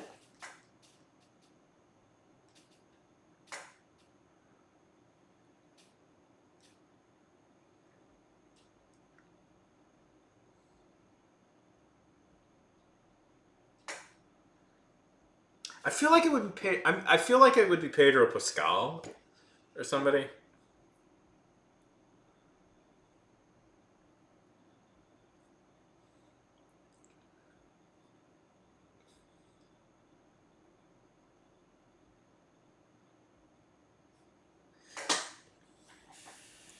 But yeah, I just think I think it's only fair if Thomas Kincaid got a supernatural hunk to play him. I want a supernatural hunk.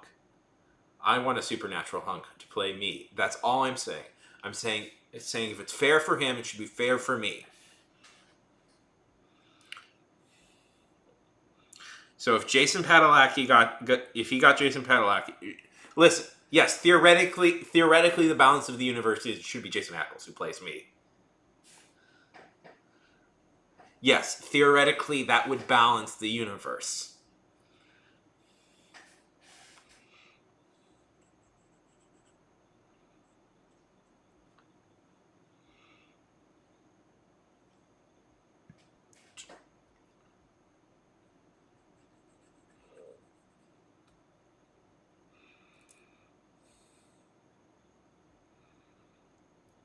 Yeah.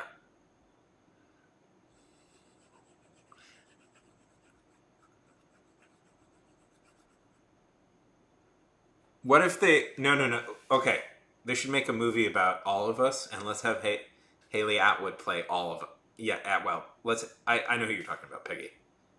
Here's my pitch. She should.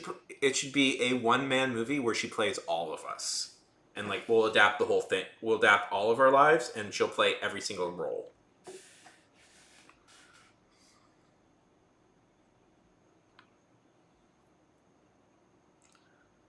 Yeah.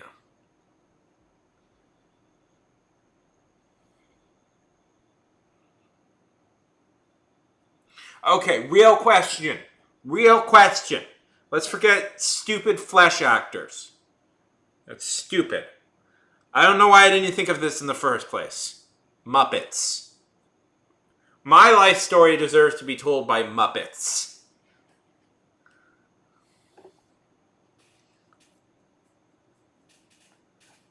Forget flat flesh. I want my life story to be a Muppet movie.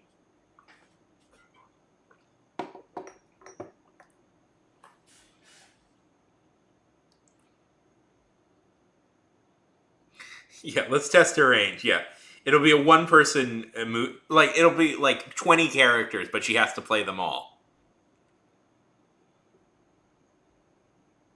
Me, you, Ray, Never, Terrible, if he's still Terrible's still here, but I think he's asleep. Nightbot.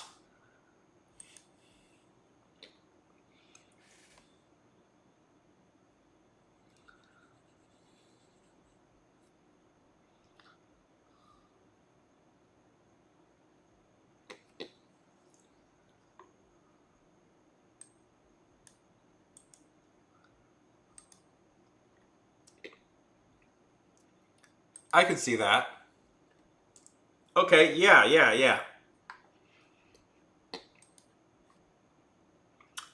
I was thinking Fozzie Bear from the Muppets, but we can go with him. I get to be Kermit because this is my movie.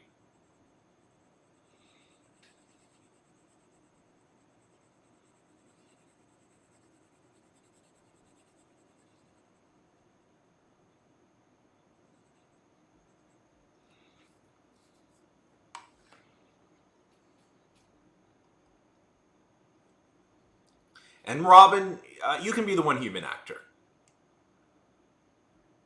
We'll still cast Haley Atwell for Robin. There always has to be one human actor in this.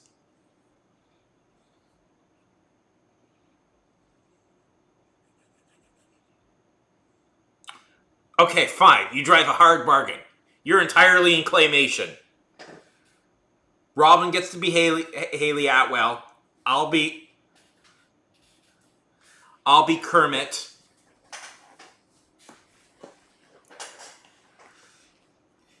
And the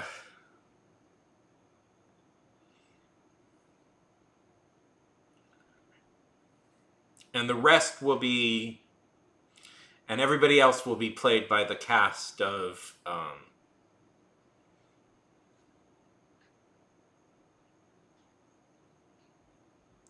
I don't know. Let's see. Yes. Okay. Okay, so we're doing a Christmas Carol. Okay, so Kermit the Frog, me. I'll be the ghost of Christmas present? Do you want to be Christmas past? Ray?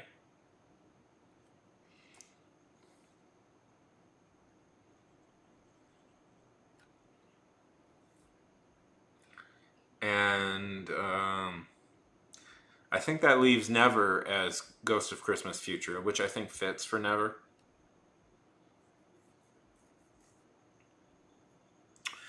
Yeah, I think this is all coming together.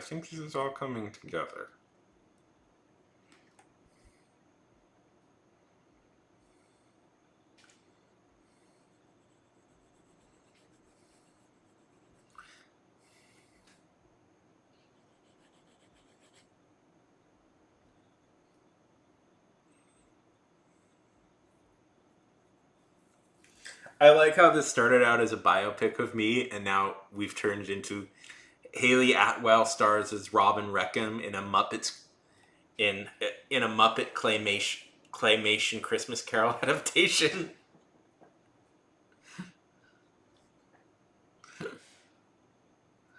I think we've done it. Oscar?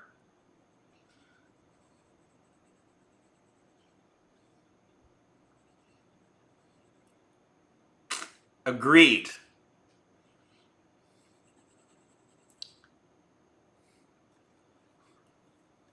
Agreed. And yes, Robin clearly. Oh, that's easy. Christmas Past is set up now to be, you know, at a Mortal Kombat tournament. That's what we'll do. The Christmas Past that Robin experienced is Mortal Kombat.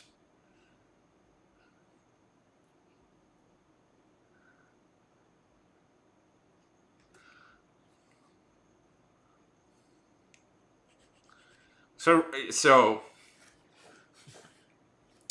Christmas Present. Why, that's Street Fighter, and Christmas Future, I guess, is a Virtua Fighter or Tekken.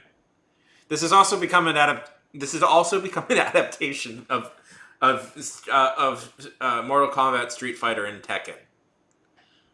We need to get rights from 3 different companies, but I think we can pull it off.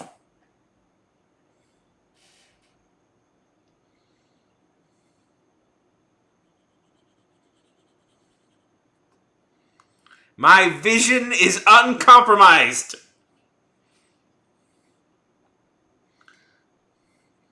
My vision is uncompromised. Oh, holy night. Ha ha! Exactly.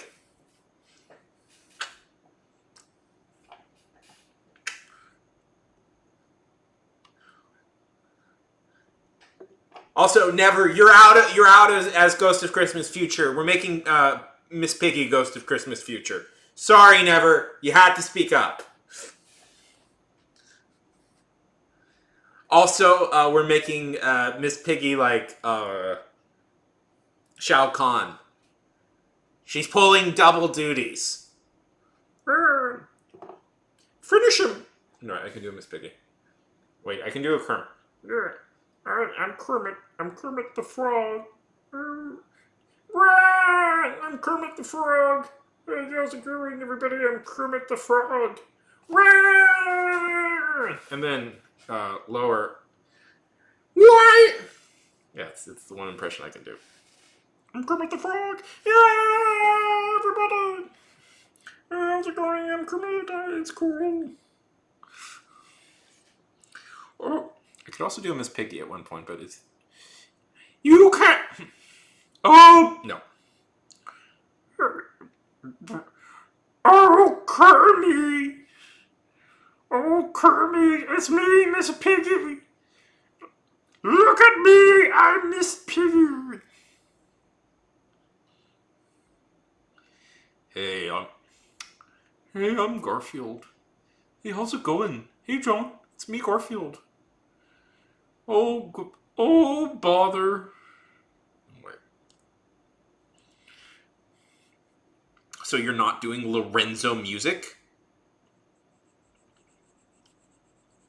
Oh, bother, it's me, Garfield the cat, and my friend Tigger, and hey, it's me, Garfield. I'm here in the Honeyacre Woods, and I'm Garfield. Hey!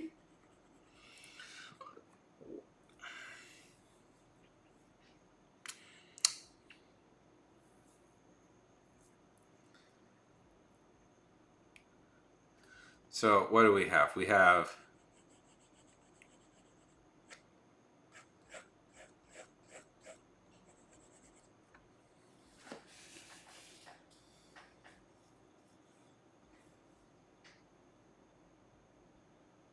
I think...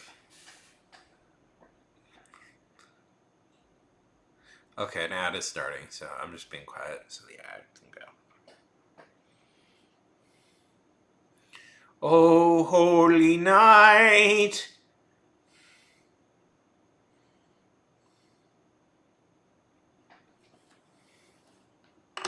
I wrote. Are you guys seeing an ad? Tell me if you're seeing an ad. I guess tell me if you're not seeing an ad.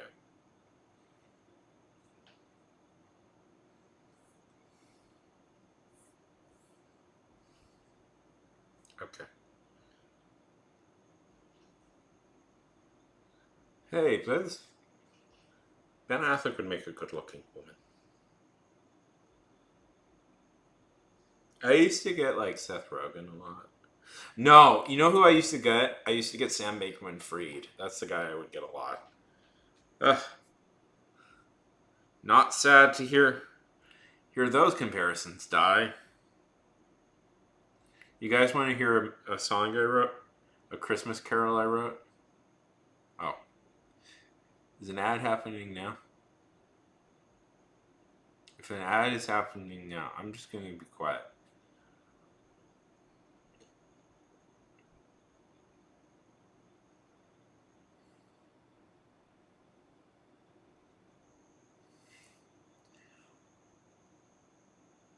For some reason, I feel that is empirically true about you, Ray. Can't say that how, but I feel like that's empirically true. Okay. This is a Christmas carol I wrote. Oh, Megalodon, oh, Megalodon, we want your teeth so big and shiny. Please come back to us and eat all of the humans. Oh, Megalodon, oh, Megalodon, we love you because you're big and scary. Your teeth are white, white as a whale. Your soul is black and not for sale. You'll kill them all. You'll eat the whole because you're the best in the world. Oh, Megalodon, oh, Megalodon, please heed our Christmas wish. Come through and kill all mankind. We love you because you're cool. And it just kind of peters off from there. I wrote that. That's the thing I wrote. I know. Why haven't I started a band yet? It's coming. It's coming. Oh, Megalodon. Oh,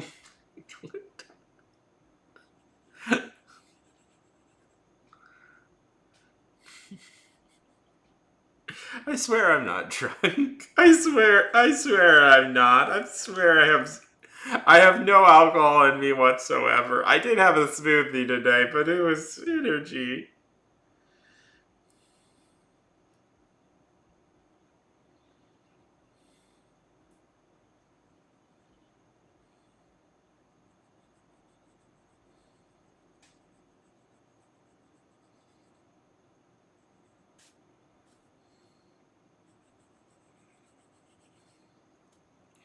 Oh, Megalodon, you are so cool and we like...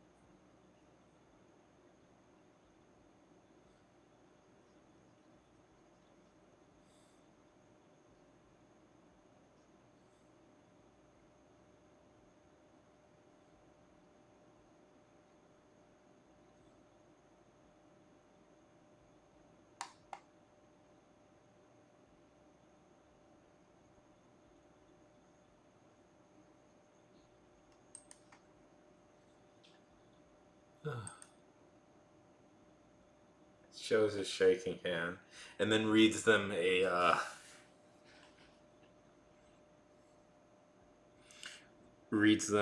poem he wrote about wanting Megalodon to destroy all of humanity.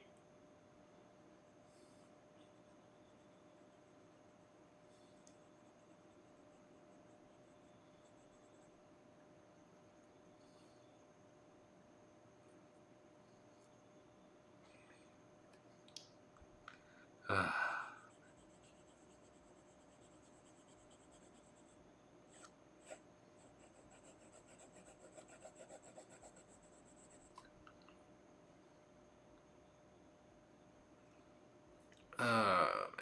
How long have I been on? Oh my god, it's so fucking hot in here. You guys have no idea. Just like for some reason my air conditioning is like just on.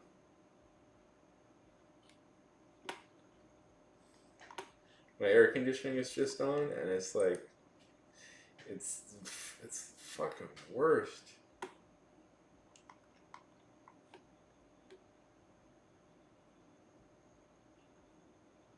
Ugh.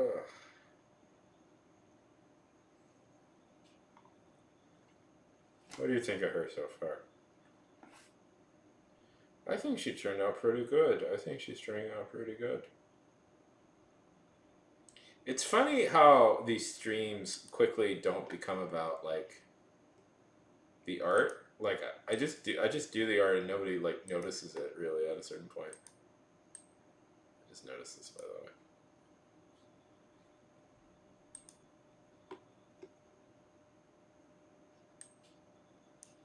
Okay.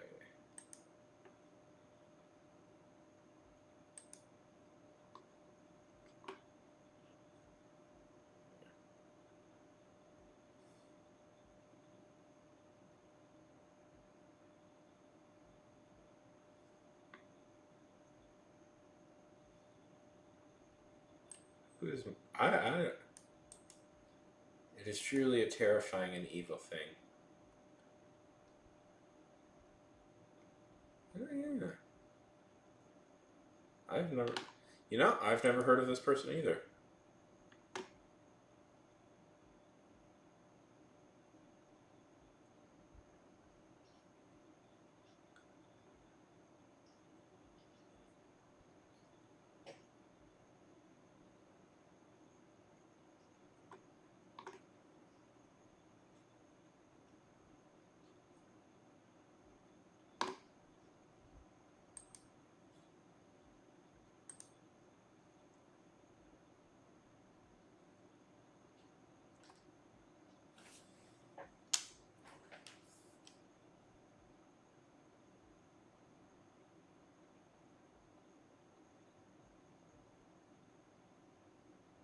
Did you hear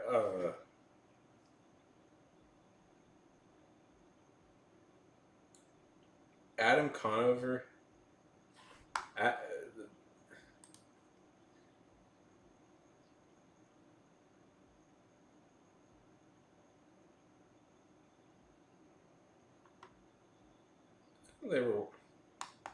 they have had an intense life.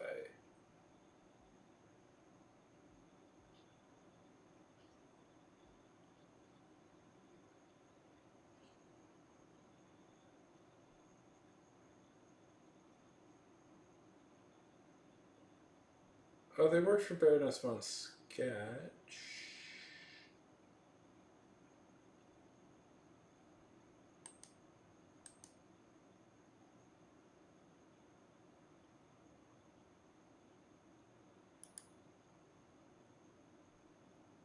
Yeah.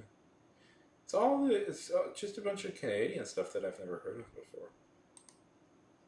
Oh, they have a show. It's a Netflix show coming. Yeah. Interesting.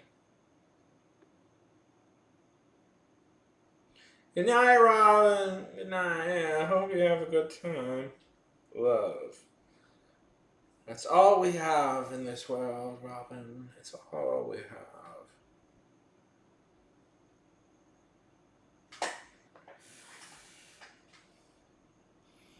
What is love?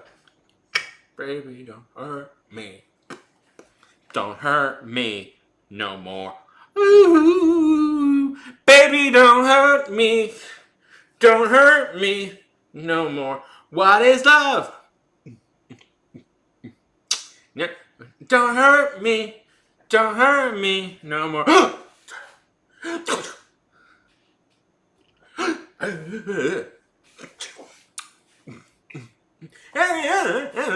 You made me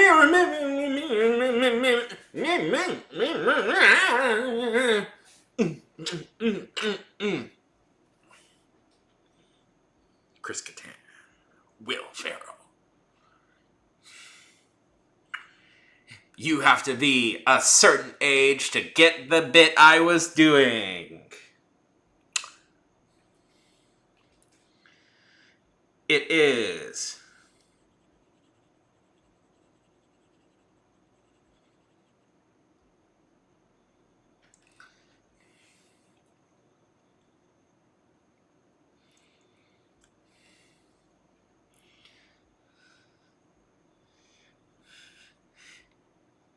I wonder how many people have watched those sketches in the intervening years. Ray, do you know what I was doing? I can do more SNL sketches. We now return to Unfrozen Caveman Lawyer. He was. We now return to Unfrozen Caveman Lawyer. He was a caveman, then he fell. No, wait, what is it?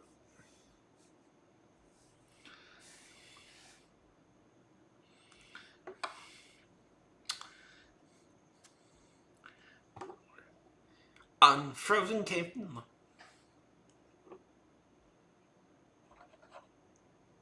You guys, I'm guessing the knowledge of old SNL sketches is probably not as big here.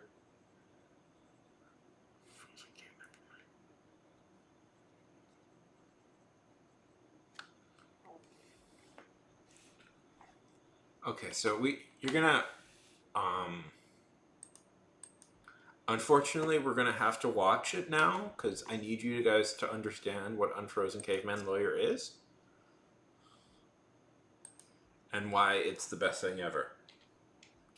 So we're just gonna watch it, and we're just gonna watch it because that's just how life is right now.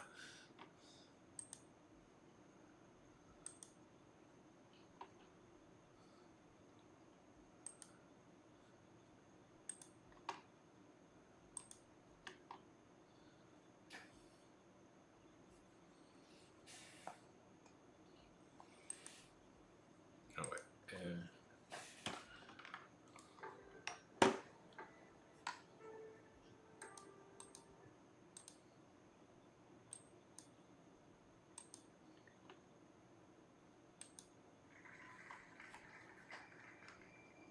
100,000 years ago, a caveman was out hunting on the frozen wastes when he slipped and fell.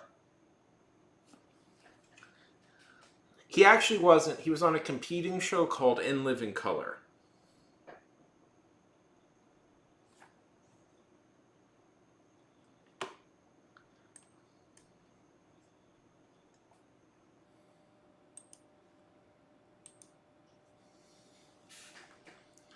So I felt that was important for people's cultural development if they understood what Unfrozen Caveman Lawyer in fact was.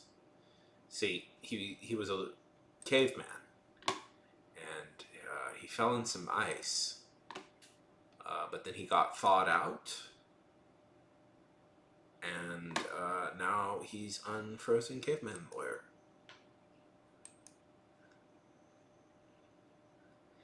He once, and now he was a lawyer, and now he is a caveman. He's Unfrozen Caveman Lawyer.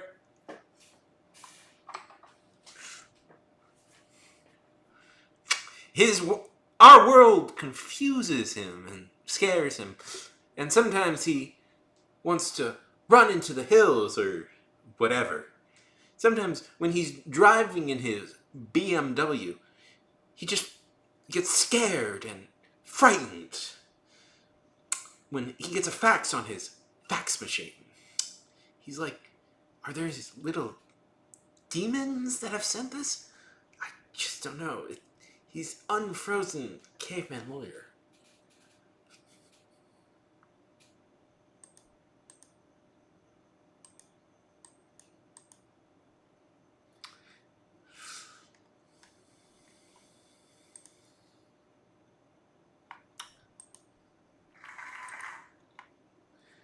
Once your world confuses. That was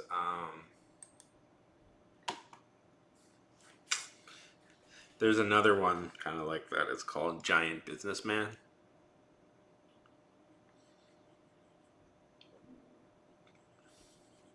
And it's about a giant businessman.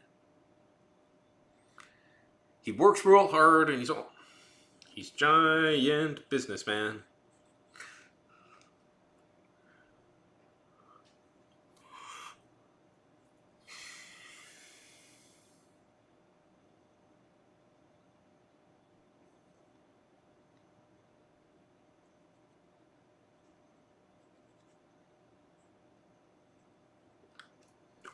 Ugh, I'm tired.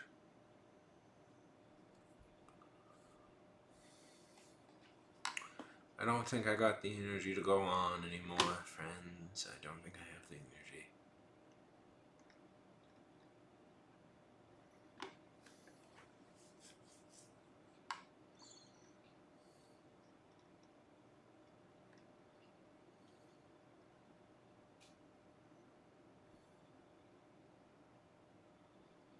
Yeah.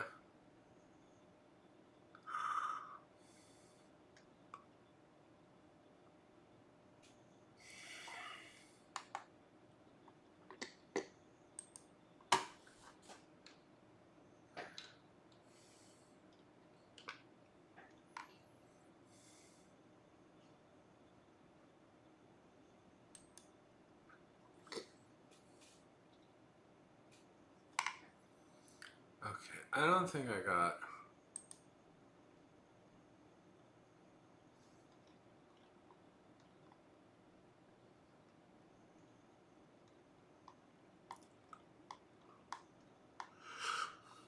I don't think I got the energy anymore, my friends. I don't think I got the energy.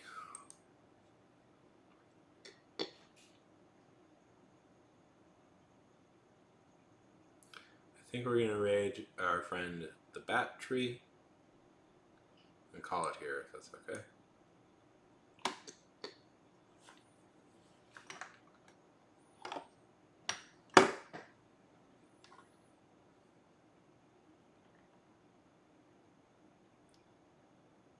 Right now.